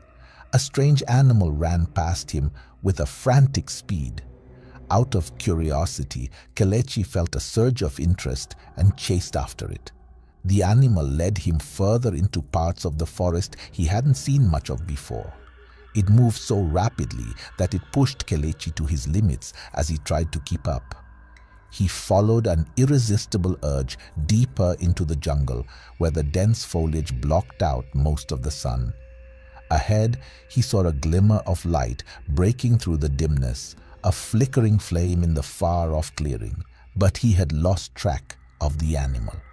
The strange animal had vanished, its purpose fulfilled, but Kelechi knew that its appearance had been no mere coincidence. It had guided him here for a reason. As Kelechi drew closer, he heard whispers over the fire's roar. He moved carefully, blending in with the darkness as he got closer to the source of the conversation. That was when he caught sights and sounds of the bandit raiders, making his blood turn to ice in his veins.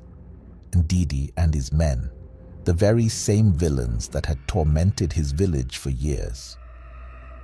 As Kelechi kept watching, his mind drifted back to the story his mother had once told him about Ndidi's origins. How Udo cruelly treated Ndidi's mother, Chika, when she became pregnant out of wedlock. Kelechi could only imagine the hardships Ndidi and Chika had endured, scraping a life together in the jungle. He could relate to Ndidi's situation, as he has also been cruelly cast into the jungle. He couldn't help but feel a pang of pity for the bandit leader. Kelechi observed and paid attention. His sharp hearing and sight, made better from being in the jungle, let him overhear parts of what the criminals wanted to do. He became more and more worried as he found out they were plotting to attack Udo once more and destroy it completely. Kelechi felt sick to his stomach as he listened to Ndidi talk to the other bandits. Ndidi sounded mean and evil as he asked them, "What's a village without a king?" Ndidi seemed excited and happy about his nasty plan to kidnap Chief Okenwa and take over Udo village. Ndidi's cruel laughter even made Kelechi scared to the core. He could tell Ndidi couldn't wait to grab the chief and control whatever was left of the village after he ruined it. The rest of the gang moved closer, excited to listen to the scheme their boss had crafted. The robbers laughed loudly and celebrated, thrilled by the idea of taking complete control over the village. Kelechi's heart beat faster as he took in their evil plans. He refused to allow this to occur. He would not permit these raiders to destroy his village and make prisoners of its inhabitants. Kelechi saw the gang had kidnapped some women from Udo, which even made him feel sick to his stomach. They were crowded into a rough cage, their cheeks wet from crying and their eyes filled with hopelessness. As he looked closer, he spotted a familiar face among the prisoners. It was his very own mother, Ngozi. "Mama," Kelechi whispered, his voice catching in his throat. A wave of fear and confusion washed over him. What had happened to his father? How had his mother ended up in the clutches of these ruthless bandits? Kelechi knew he had to act fast. Every moment he delayed, his mother and the other captives were in greater danger. His eyes scanned the bandits around the fire and the captives in the cage. Formulating a plan, Kelechi calculated the risks and potential obstacles. He would have the element of surprise, but Ndidi's men were numerous and well-armed. A poorly executed attempt at rescue could prove disastrous, not only for himself, but for the prisoners as well. Time seemed to slow as Kelechi's mind raced, weighing his options. He could try to create a diversion, drawing the bandits away from the cage and giving him a window to free the captives. Or perhaps a stealthy approach, using the cover of darkness to slip in and silently release them, relying on his newly honed skills to evade detection. Each scenario played out in his mind, every variable considered, every potential pitfall accounted for. But with each passing moment, the sense of urgency mounted, like a coiled serpent ready to strike. Kelechi's gaze fell upon his mother, Ngozi, huddled among the other prisoners. Her face was etched with fear and despair, but in her eyes he saw a glimmer of hope, a silent plea for her son to be her family's salvation. It was that look that solidified Kelechi's resolve. He would not fail her, not again. Summoning every ounce of courage and determination, Kelechi readied himself to act. His tail twitched with anticipation, coiled like a spring, ready to unleash its full power. This was the moment he had been preparing for, the test of his newfound abilities and his true destiny. He took a deep breath, pushing aside any lingering doubts or fears. He was the chosen one, the boy with the prophetic tale, and it was time to embrace his calling. With one final glance at his mother's hopeful face, Kelechi stepped out of the shadows, ready to confront Ndidi and his men, ready to fight for the freedom of his loved ones and his village. But just as he was about to make his move, someone suddenly grabbed him from behind, covering his mouth and preventing him from making any noise. He fought against the stronghold, his tail whipping back and forth frantically, but the person would not let go. But then a familiar voice cut through the tense silence. "Shh, it's me, Ajani, your father," he whispered, his voice trembling slightly. Kelechi's body went slack, the adrenaline draining away as he recognized his father's presence. Ajani released his hold, allowing Kelechi to turn and face him. They embraced, holding each other tightly, the fear and tension from the past few moments melting away. In the dim light, filtering through the dense foliage, Kelechi could see the lines of worry etched into his father's face, a testament to the trials they had both endured.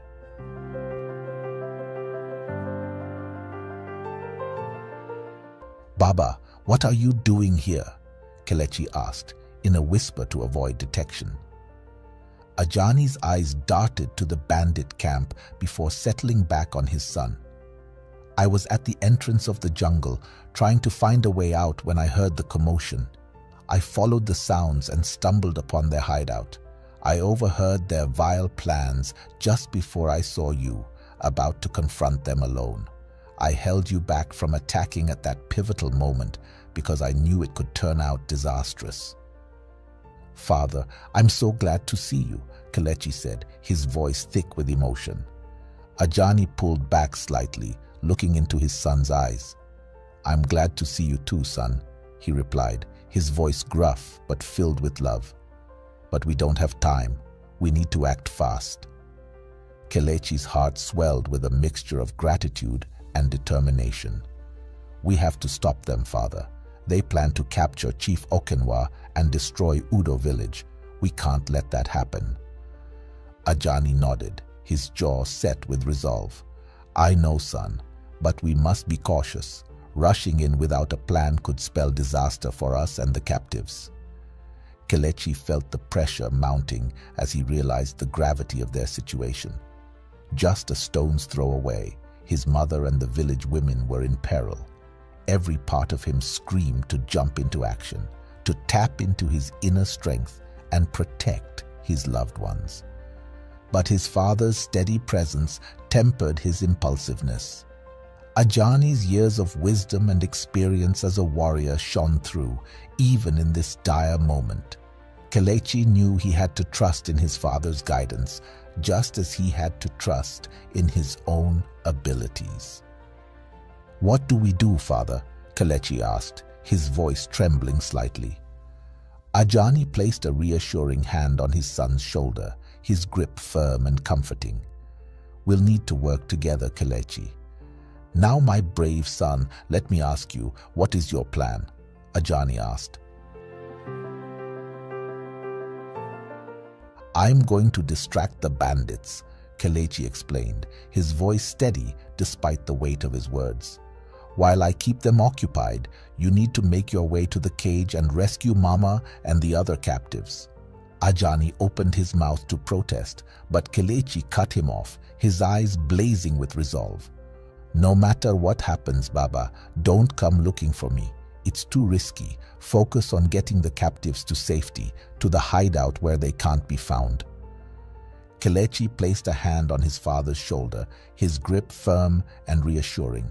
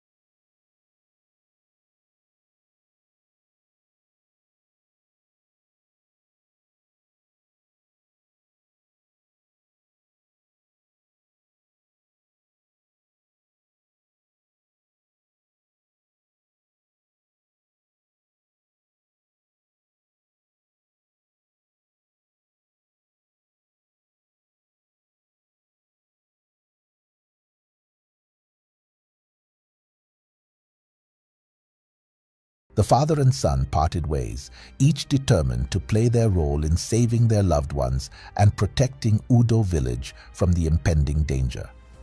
Kelechi moved silently through the undergrowth, his heart pounding in his chest as he prepared to confront the bandits and rescue his mother, while Ajani crept towards the cage, ready to free the captives and deliver the crucial warning to the village.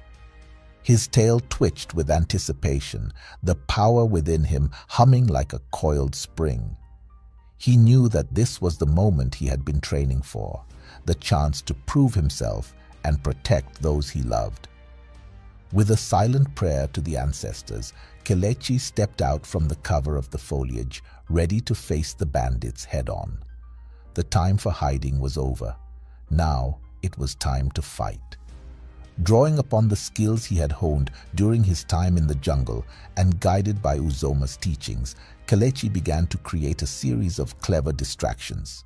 First, he picked up a handful of small stones and tossed them into the bushes on the opposite side of the camp, causing a rustling noise that immediately drew the attention of several bandits.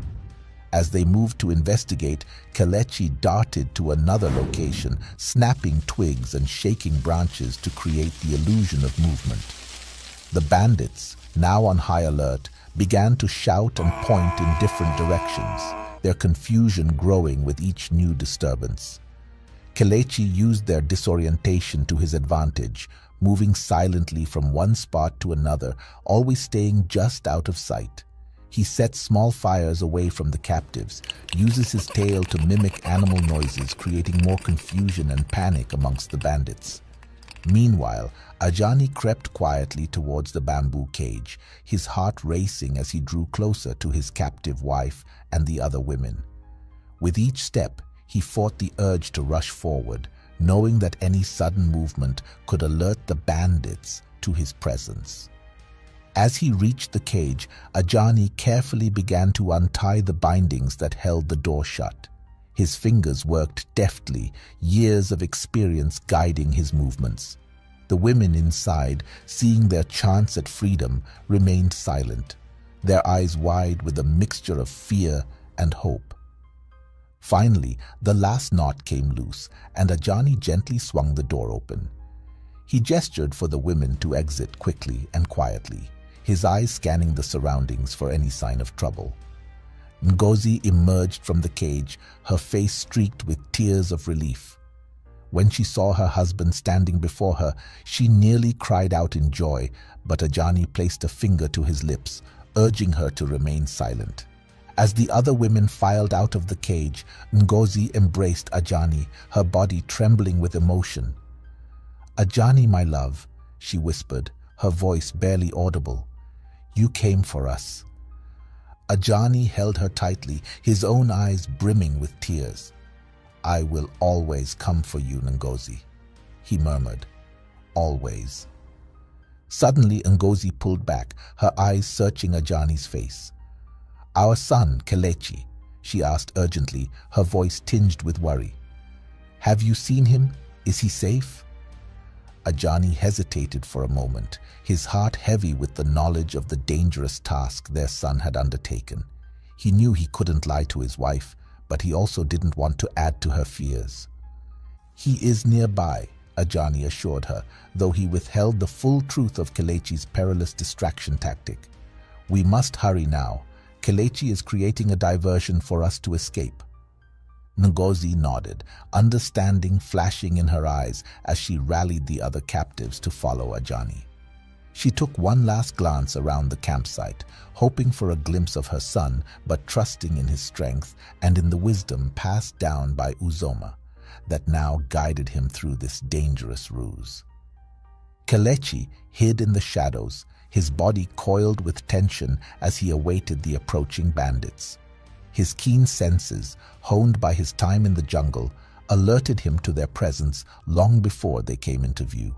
As the first bandit stepped into his line of sight, Kelechi sprang into action, his tail whipping out with lightning speed and precision.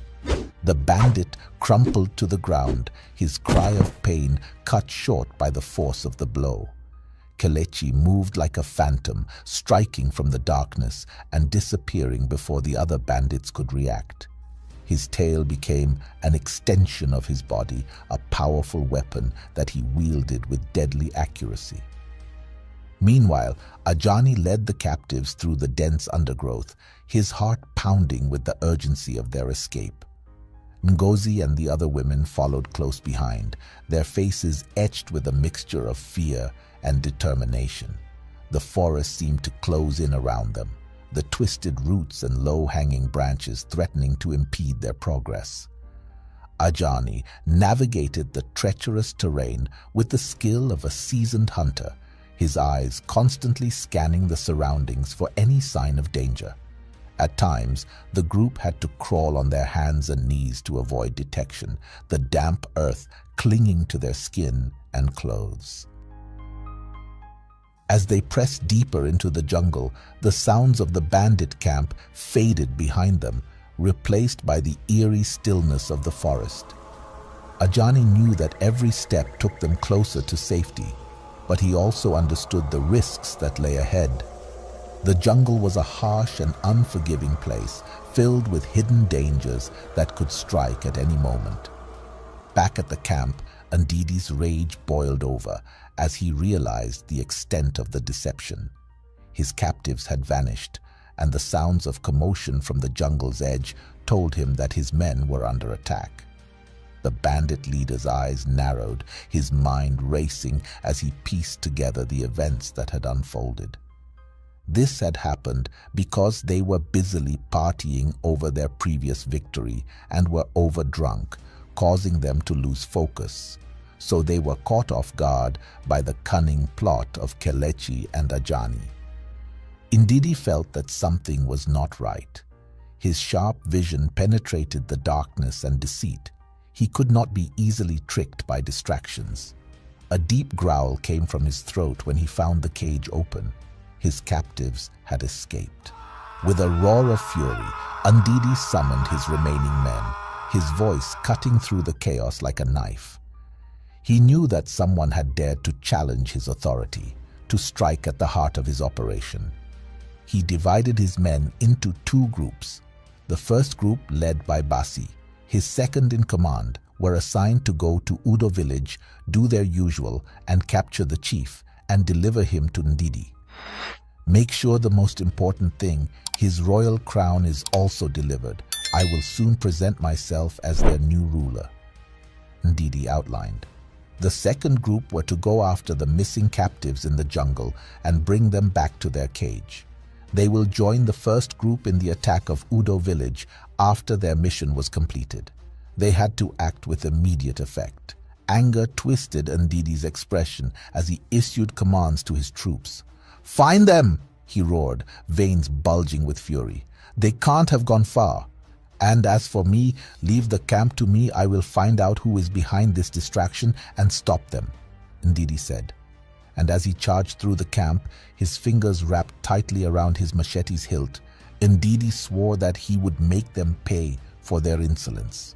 Ajani had just reached the safe hideout, a hidden alcove veiled by thick foliage and known only to a trusted few, himself and Kelechi, when he heard distant shouts of alarm slicing through the night air. He guided the women inside before turning back toward Udo village. "No matter what, do not come out of this hideout. Myself or my son, Kelechi, will come back for you soon when the time is right," Ajani instructed. Ajani needed to warn Udo village of what was coming. Ndidi's wrath would be swift and merciless. With one last look at Ngozi, whose eyes brimmed with a mix of fear and gratitude, Ajani melted back into the forest shadows, his steps quickening as he raced against time itself. As Ndidi's men scrambled to follow their leader's commands, they scoured the jungle for any trace of the escaped captives. Ndidi's men scattered into the underbrush, their movements swift and silent as they searched high and low for any sign of the escaped captives. Despite their efforts, the traces of the villagers' passage had been expertly concealed by Ajani's guidance. Frustration mounted as the minutes ticked by and the bandits grew increasingly anxious under the weight of Ndidi's fury. Meanwhile, Ajani burst into Udo village, his lungs burning and his heart pounding. He had pushed himself to the brink of exhaustion, driven by the urgency of his mission. As he stumbled into the center of the village, he raised his voice, summoning everyone to gather around him. The villagers, startled by the commotion, emerged from their huts, their faces etched with concern and curiosity. Ajani wasted no time in delivering his dire warning. He spoke of Ndidi's impending attack, his words painting a vivid picture of the bandit leader's wrath and the danger that loomed on the horizon. He recounted the escape of their loved ones as well, all made possible by his son, Kelechi. The villagers listened in stunned silence, their eyes wide with fear as they grasped the gravity of the situation.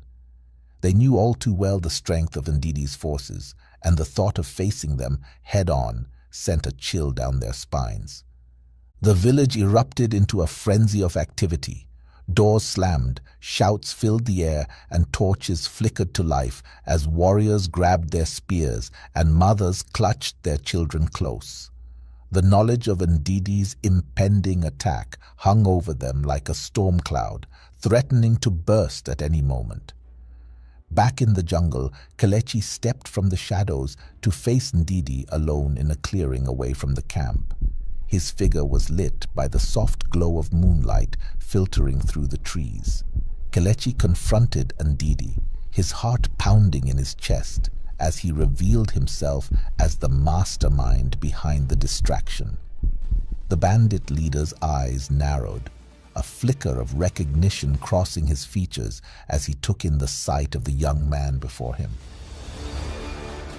"Oh, so it's you, the monkey boy," Ndidi sneered, his words dripping with disdain. Kelechi stood tall, his gaze unwavering as he met Ndidi's mocking stare.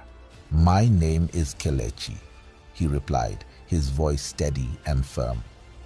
As the tension between them crackled like electricity, Kelechi tried to appeal to Ndidi's better nature.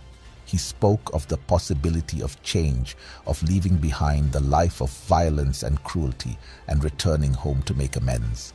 With a mixture of fear and determination, he drew upon the wisdom instilled in him by Uzoma and the experiences that had shaped his life. With a steadying breath, he began to speak, his words carrying the weight of his struggles and the hope for a better future. "Ndidi, I know the pain you've endured," Kelechi said, his voice soft but firm. "I too have felt the sting of rejection, the cruelty of being cast out by those who should have loved and protected me." Ndidi's eyes narrowed, but he remained silent, allowing Kelechi to continue. "When Udo village sent me into the wilderness, I thought my life was over. I believed I was cursed, that I would never find acceptance or happiness." Kelechi's voice wavered, the memories of his exile still raw and painful. "But I discovered something in the depths of my despair, Ndidi. I found the strength to turn the evil that had been done to me into something good. I learned to embrace my differences, to use my unique gifts to help others." Kelechi's words hung in the air, the sincerity in his voice palpable. Ndidi's expression remained stoic, but there was a flicker of something in his eyes, a hint of recognition, perhaps even a glimmer of understanding. "You have the power to do the same, Ndidi," Kelechi pressed on, his voice growing stronger with each word. "You can choose to let go of the anger and the pain, to return home and make amends. Imagine the peace that could come from mending the differences between you and the village, the happiness that could flourish if we all learned to accept and embrace one another." Tears glistened in Kelechi's eyes as he spoke, the emotion of his words washing over him. He could see the conflict playing out on Ndidi's face, the battle between the hardened bandit and the wounded soul beneath. "Pretty words, monkey boy," Ndidi sneered, his voice dripping with contempt as he took a step closer to the young man. You truly believe you can change what has been done? So can you bring my mother back to life? Ndidi asked, his voice almost curious. You know, Kelechi, he said, his voice dripping with false sincerity. Maybe you're right. Maybe it's time for a change for the better. Kelechi nodded, his heart pounding with hope that his words had reached through years of bitterness and pain. A silence fell between them, a momentary truce in which anything seemed possible. For a moment, it seemed as though Ndidi was considering Kelechi's words, his expression softening ever so slightly. But then, like a switch being flipped, Ndidi's expression hardened once more, a cold smile twisting his lips. But you're a fool if you think I'll fall for your tricks. I have plans for you and for Udo village, and no amount of your mewling will change that. Kelechi's heart sank as he realized that his words had fallen on deaf ears. Ndidi's heart was too consumed by hatred and the desire for revenge to be swayed by the promise of forgiveness and peace. You are just like your mother, naive, Ndidi spat out before launching forward with unexpected ferocity. Ndidi's powerful hand smashed into Kelechi's face so fast it was hard to see. The powerful hit made Kelechi fall back and land on the ground. Kelechi's face throbbed with terrible pain that made it hard for him to see straight or think clearly as he struggled to get up. As he fought to stay conscious, Kelechi's last thought was of his family, of the village he had sworn to protect. And then, as the darkness closed in around him, he felt himself slipping away, his fate hanging in the balance as Ndidi towered over him, a twisted smile on his face. As he slowly regained his senses, he realized that he was no longer in control of his own body. Ndidi's cunning had prevailed. With a triumphant cackle, the bandit leader dragged his unconscious captive deeper into the jungle, unaware of the fierce determination that still burned within Kelechi's unyielding spirit.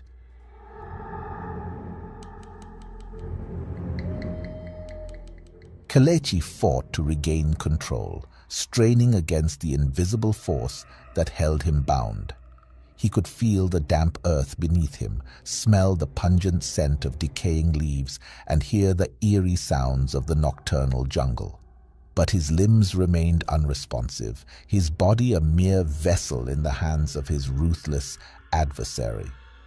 As they ventured deeper into the jungle's depths, Kelechi's mind raced. He knew he had to find a way to break free, to save his family and the village of Ndidi's treacherous plan. But how? His mind was his only weapon, and his captor was relentless, his eyes gleaming with malicious intent. Time seemed to stretch into an eternity as Kelechi desperately searched for a glimmer of hope, a way to regain his freedom and save his village from imminent danger. The faint glimmer of resilience within him flickered, refusing to be extinguished, even in the face of such adversity. Ndidi's laughter pierced the heavy jungle air as he tied Kelechi to a tree at the edge of his camp. The ropes bit into Kelechi's wrists, but it was the sting of humiliation that burned fiercer. Ndidi paraded in front of him, his every word dripping with scorn. Back in Udo village, chaos reigned as Ndidi's men launched their assault. The villagers fought bravely, their spears and arrows clashing against the bandits' crude weapons. But the raiders' numbers were too great, their ferocity unmatched. The defense crumbled, cries of despair echoed through the night. Basi led the charge with brutal efficiency, cornering Chief Okenwa within his own compound. The chief's wisdom and authority had always been the village's guiding light. Now, bound and defeated, he was dragged away like a trophy of war, his royal crown taken, signifying total defeat and disgrace. With Chief Okenwa captive, and Basi returning to camp with news of victory, the remaining bandits stood watch over Udo village, making sure no one would escape. Upon receiving the chief at camp, Ndidi's eyes gleamed with triumph. "You see, even your precious leader couldn't stop us," he boasted. The significance of capturing Chief Okinwa could not be overstated. He was not just their leader, but a symbol of Udo village's unity and strength. With him in chains, hope dwindled like a dying flame. "Now where is the most important trophy?" Ndidi asked. Basi handed him the royal crown. Ndidi was filled with joy as he was very close to making his dream a reality. Why was Ndidi so eager to receive the royal crown? Well, wearing it could mark him as the supreme ruler of Udo village. But then, there is even more profound reason to Ndidi wanting the royal crown so badly. Let me tell you the backstory. Little did young Ndidi know that the words his mother was about to speak would forever change the course of his life and the fate of Udo village. This was before Ndidi's mother, Chika's untimely death at the riverbank. On a quiet evening, as the sun dipped below the horizon and the shadows of the jungle grew long, Chika called young Ndidi to her side. She had been contemplating the hardships they had endured and the uncertain future that lay ahead, and she felt compelled to share a piece of her past with her son. With a heavy heart, Chika began to recount the tale of her exile from Udo village and the secret she had carried with her all these years. She spoke of the hidden temple deep within the jungle. Chika's eyes glistened with unshed tears as she pulled her young son close, her voice trembling with emotion. "Ndidi, my boy, there's something I must tell you, a secret that has been passed down through our family for generations." Ndidi looked up at his mother, his brow furrowed with concern. "What is it, Mama? Why are you crying?" Chika took a deep breath, steadying herself. "Many years ago, when I was a young girl in Udo village, I overheard the elders speaking of a hidden temple deep within the jungle. They spoke of an ancient staff, a weapon of immense power that resided within its walls. But there were trials and dangers that lay within. The temple was guarded by treacherous traps and deadly creatures." Ndidi's eyes widened, a flicker of excitement dancing in their depths. "A weapon like the ones the warriors use?" Chika shook her head, a sad smile playing on her lips. "No, my son, this staff is different. It is said to hold the power to command the very elements, to grant its wielder unimaginable strength and wisdom. But it is also a burden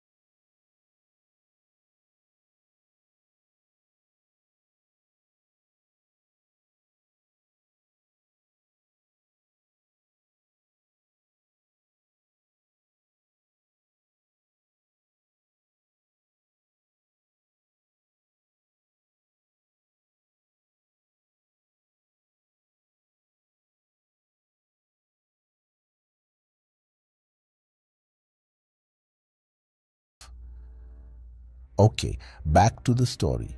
As Ndidi prepared to make his grand entrance as the new ruler of Udo village, an uneasy stillness settled over the once vibrant community. Fear gripped every heart.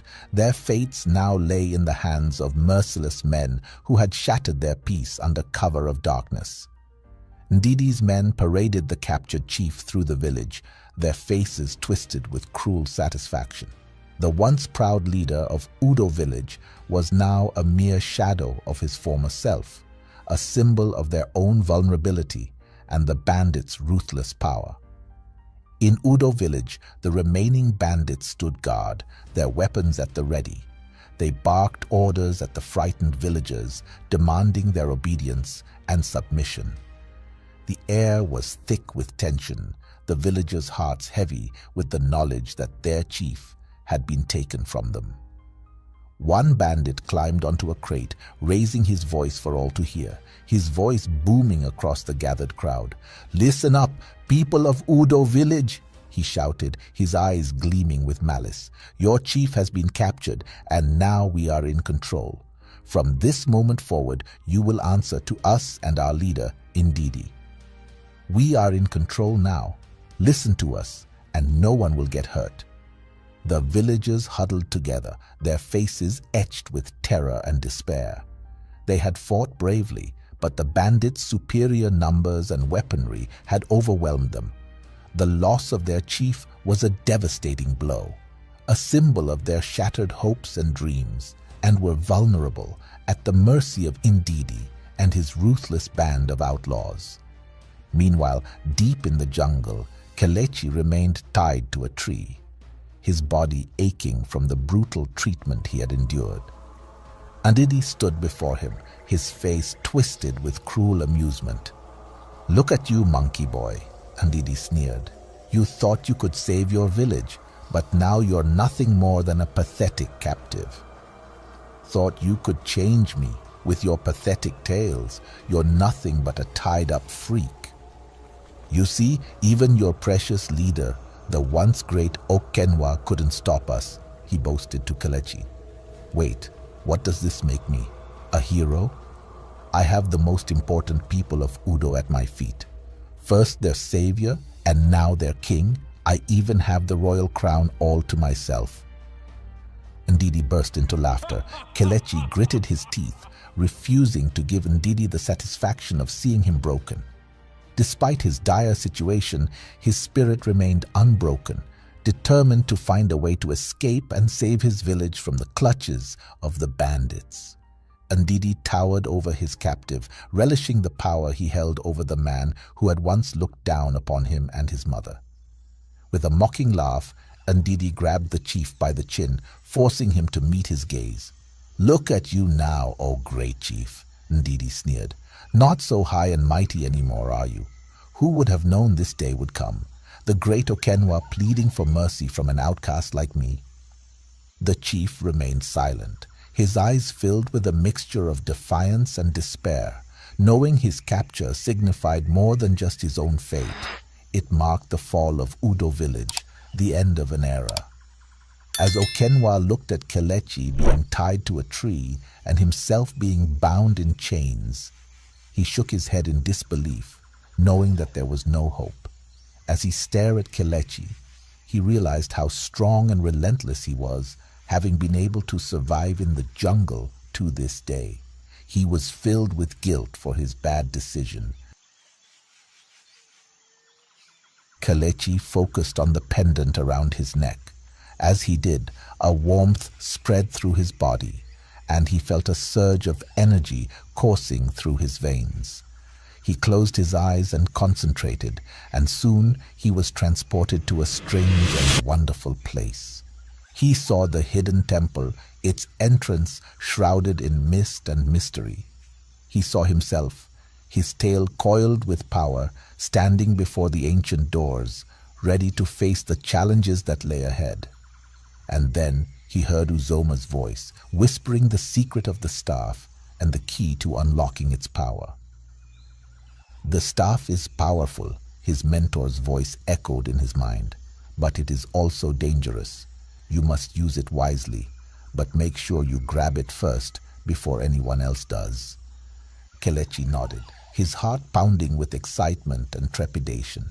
He knew that he had to find the staff and harness its power, or else Ndidi would succeed in his quest for ultimate dominance. Kelechi's eyes snapped open, a newfound determination burning within him. The vision from Uzoma had shown him the path he needed to take, and he knew he had to act fast. Using the strength and agility granted to him by his unique tail, Kelechi began to work at his bonds, his mind focused on the task at hand. Meanwhile, Ndidi and Basi dragged the chief through the dense jungle, making their way towards the secret temple. Ndidi's heart raced with anticipation, knowing that the ancient staff and the royal crown were within his grasp. With each step, he could feel the power that awaited him, the ultimate dominance he had always craved. In the secret hideout, Ngozi and the other captives followed Ajani's instructions, remaining hidden and out of sight. They huddled together, their hearts filled with fear and uncertainty, but they clung to the hope that Kelechi would find a way to save them and the village. Back in Udo village, Mama Decay moved among the villagers, her presence a calming force amidst the chaos. She whispered words of reassurance, urging them to remain strong and have faith in the face of adversity. Despite the watchful eyes of the bandits, Mama Decay knew that the villagers needed her guidance now more than ever. As Kelechi worked tirelessly to free himself, his mind raced with the knowledge that Ndidi was on his way to claim the ancient staff and the royal crown. He knew that if Ndidi succeeded, all would be lost. But Kelechi refused to let that happen. With every fiber of his being, he was determined to stop Ndidi and save his village from the clutches of the wicked bandit leader. Kelechi maneuvered his tail with incredible precision, breaking free from the ropes that bound him to the tree. To his shock, his tail seemed to have a mind of its own, pulling him with an irresistible force towards an unknown destination deep in the jungle. As he followed the mysterious pull, Kelechi's eyes widened in disbelief when he stumbled upon the secret temple. The ancient structure was shrouded in an eerie mist, its walls adorned with intricate carvings and symbols that seemed to whisper secrets of a forgotten past. Kelechi approached the temple cautiously, his senses on high alert. He knew that the temple was guarded by treacherous traps and deadly creatures, ready to thwart any intruder who dared to enter.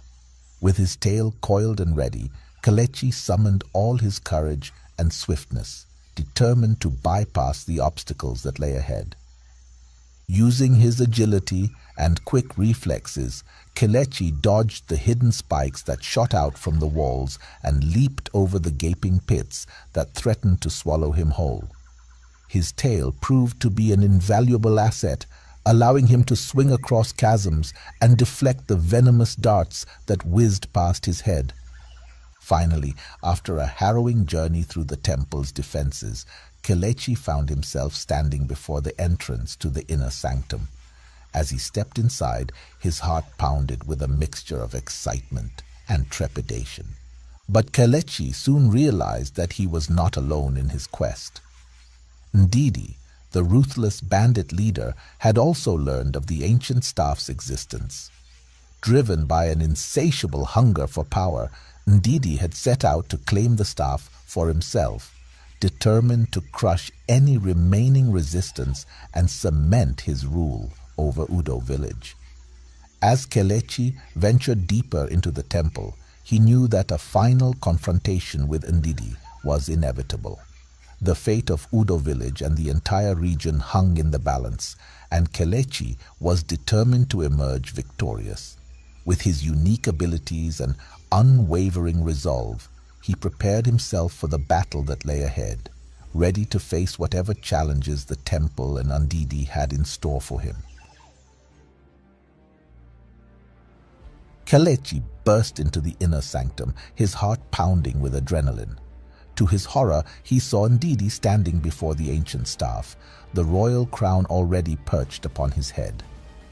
The village chief, still bound in chains and held by Basi, looked on in shock and disbelief as Ndidi reached out to claim the ultimate power. But Kelechi was not about to let that happen.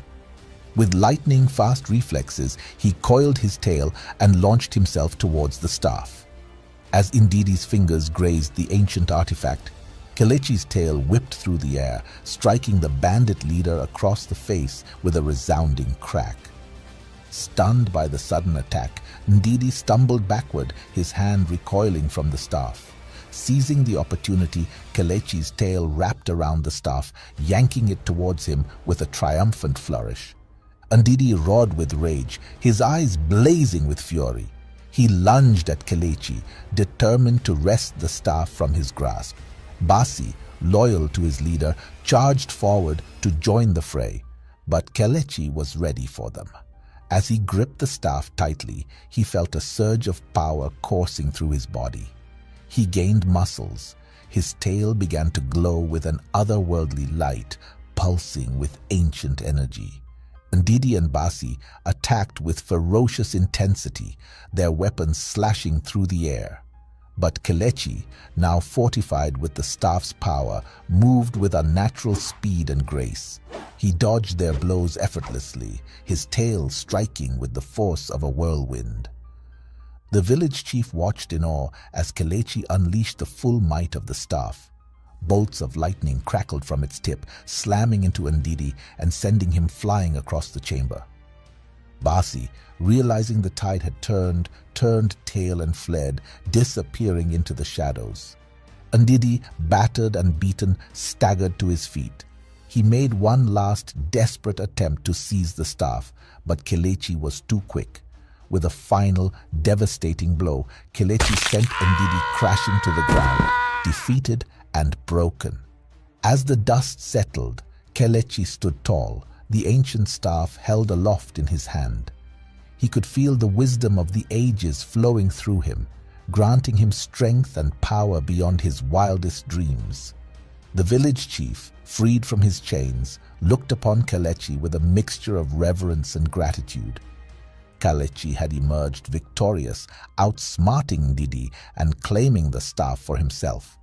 With this new power at his command, he knew that he could finally protect Udo village and bring peace to the land.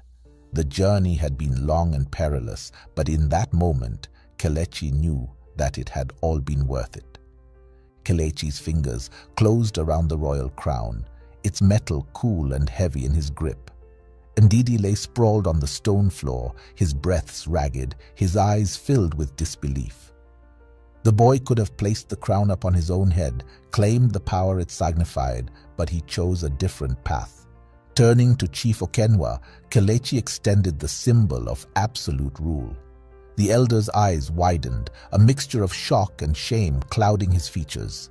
After all the village had done to Kelechi, after all the pain and rejection, here he stood, offering kindness instead of vengeance. "Take it," Chief Okenwa said, his voice barely above a whisper. "It belongs to you. I have failed my people. Please forgive me for all I did to you." Kelechi shook his head gently, the tail behind him swaying with a quiet grace. "I do not seek power that does not belong to me. I am only here to help."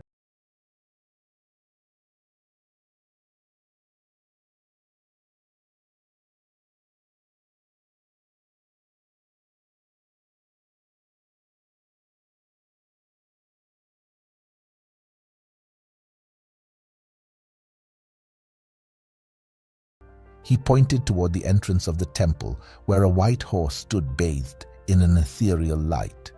"Hop on it, that will take you home. It signifies your victory. You left Udo as an outcast, now you go back as king," Uzoma said.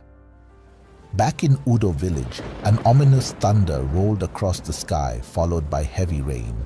The villagers emerged from their huts, their faces etched with confusion and wonderment. The last time they had witnessed such a downpour was when Kelechi was exiled. despite their captivity, smiles crept onto their faces. Mama Decay lifted her hands to the sky and whispered thanks to the ancestors, her heart knowing that something positive had happened. Kelechi mounted the white horse provided by Uzoma as Chief Okenwa climbed up behind him, holding onto Kelechi's waist for support. Ndidi was bound with a rope to the horse's saddle, his head hanging low in defeat as they set off through the rains toward Udo village. But first, Kelechi had to retrieve his mother and the other captives from their secret hideout, nestled deep within the jungle's embrace. Rain drummed a steady rhythm on the leaves above as Kelechi dismounted the white horse. He approached the secret hideout where his father, Ajani, had hidden the captives and his mother. With trembling hands, he pushed open the door, the creaking sound echoing through the stillness. Inside, the captives huddled together, their eyes wide with fear, thinking that one of Ndidi's men had come for them. But then, Kelechi's voice rang out, filled with joy and relief. "Mama, it's me, Kelechi, your son. Come out now because you are free." At his words, Ngozi emerged from the shadows, her face a mixture of disbelief and overwhelming happiness. Tears streamed down her cheeks as she ran towards her son, her arms outstretched. Kelechi embraced his mother, holding her tight as they both wept with joy. She stepped into the light, her gaze locking onto her son's form. The sight of him, stronger, more confident, brought tears to her eyes. "Kelechi," she whispered, as if speaking any louder might shatter the moment into an illusion.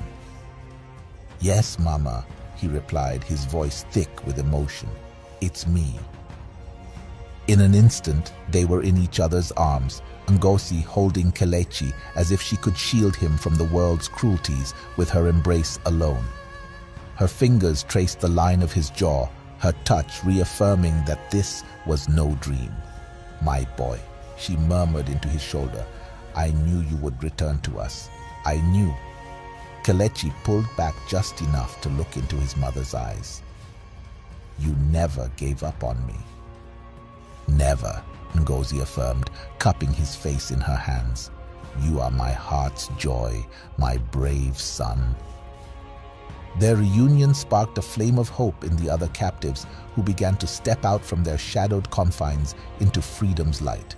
They gathered around mother and son, their faces etched with smiles born from relief and newfound freedom.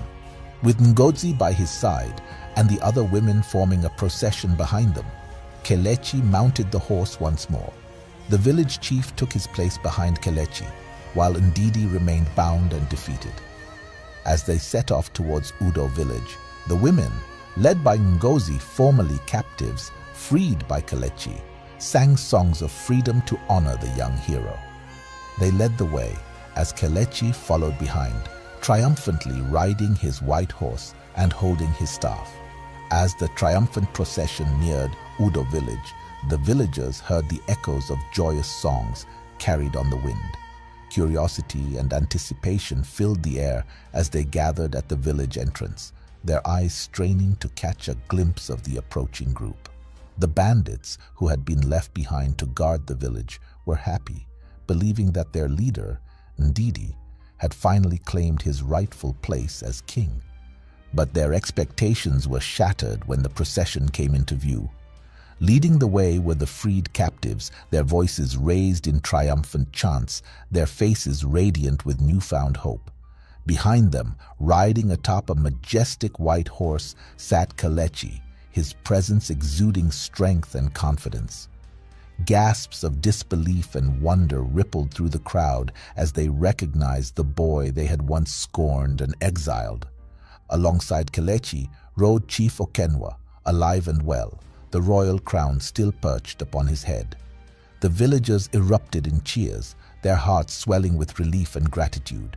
The bandits, caught off guard by this unexpected turn of events, readied their weapons, preparing to fight.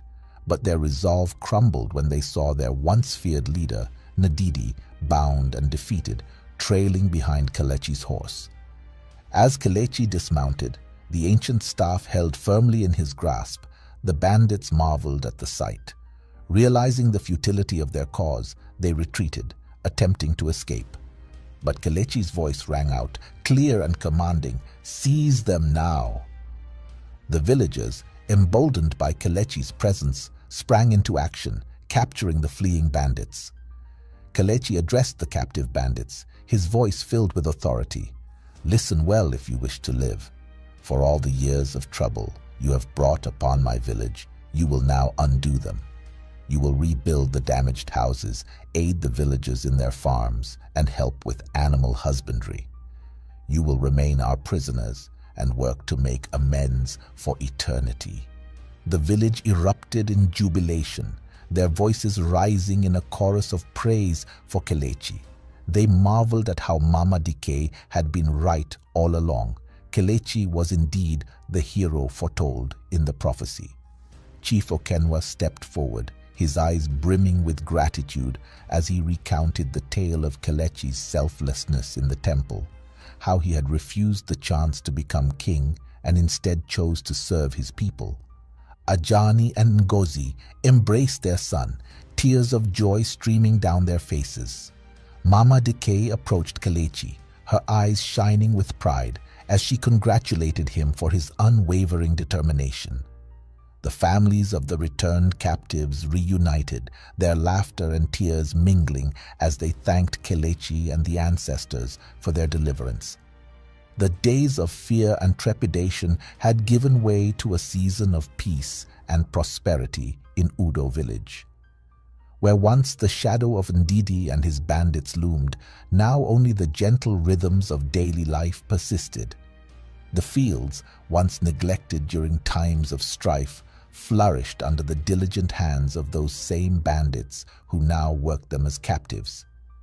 Ndidi, stripped of his command, labored alongside his former subordinates, their glances often darting towards Kelechi, who with the ancient staff in hand had the power to command them. Kelechi walked among the villagers with a quiet authority, the staff a symbol of his guardianship rather than dominance. He had made a vow, a promise etched deep within his heart, not to use this extraordinary power for selfish gains. His eyes reflected not the pride of conquest, but the serenity of purpose. Children played at his feet, their laughter a testament to the village's newfound freedom. They marveled at Odudu, Kelechi's tale, which had become a tale of legend in itself, a symbol of strength and uniqueness that now inspired rather than incited fear. It was amidst this tranquil setting that Uzoma appeared to Kelechi once more. The ancient mentor's eyes held a mix of pride and sadness as he approached the young hero. "You have done it all, well done, boy," Uzoma said with a gentle smile. "I have finished playing my part assigned by the ancestors to be a guide to you towards your journey. It is time for me to leave." Kelechi felt a twinge in his chest, a combination of gratitude and impending loss. Uzoma had been more than a mentor. He had been a beacon during Kelechi's darkest moments. "But you have one last choice to make," Uzoma continued, his voice echoing with an otherworldly resonance. "Do you want to keep your Odudu, or do you want to lose it to become normal as everyone?" Kelechi looked down at his tail, Odudu, which swayed gently behind him. It was part of who he was. It was his challenge and his gift. A smile tugged at the corner of his lips as he prepared to make his wish. "I want to." Kelechi began, his decision clear in his heart. And with those words hanging in the air, Uzoma's form began to fade, leaving Kelechi standing amongst his people, ready to embrace whatever came next.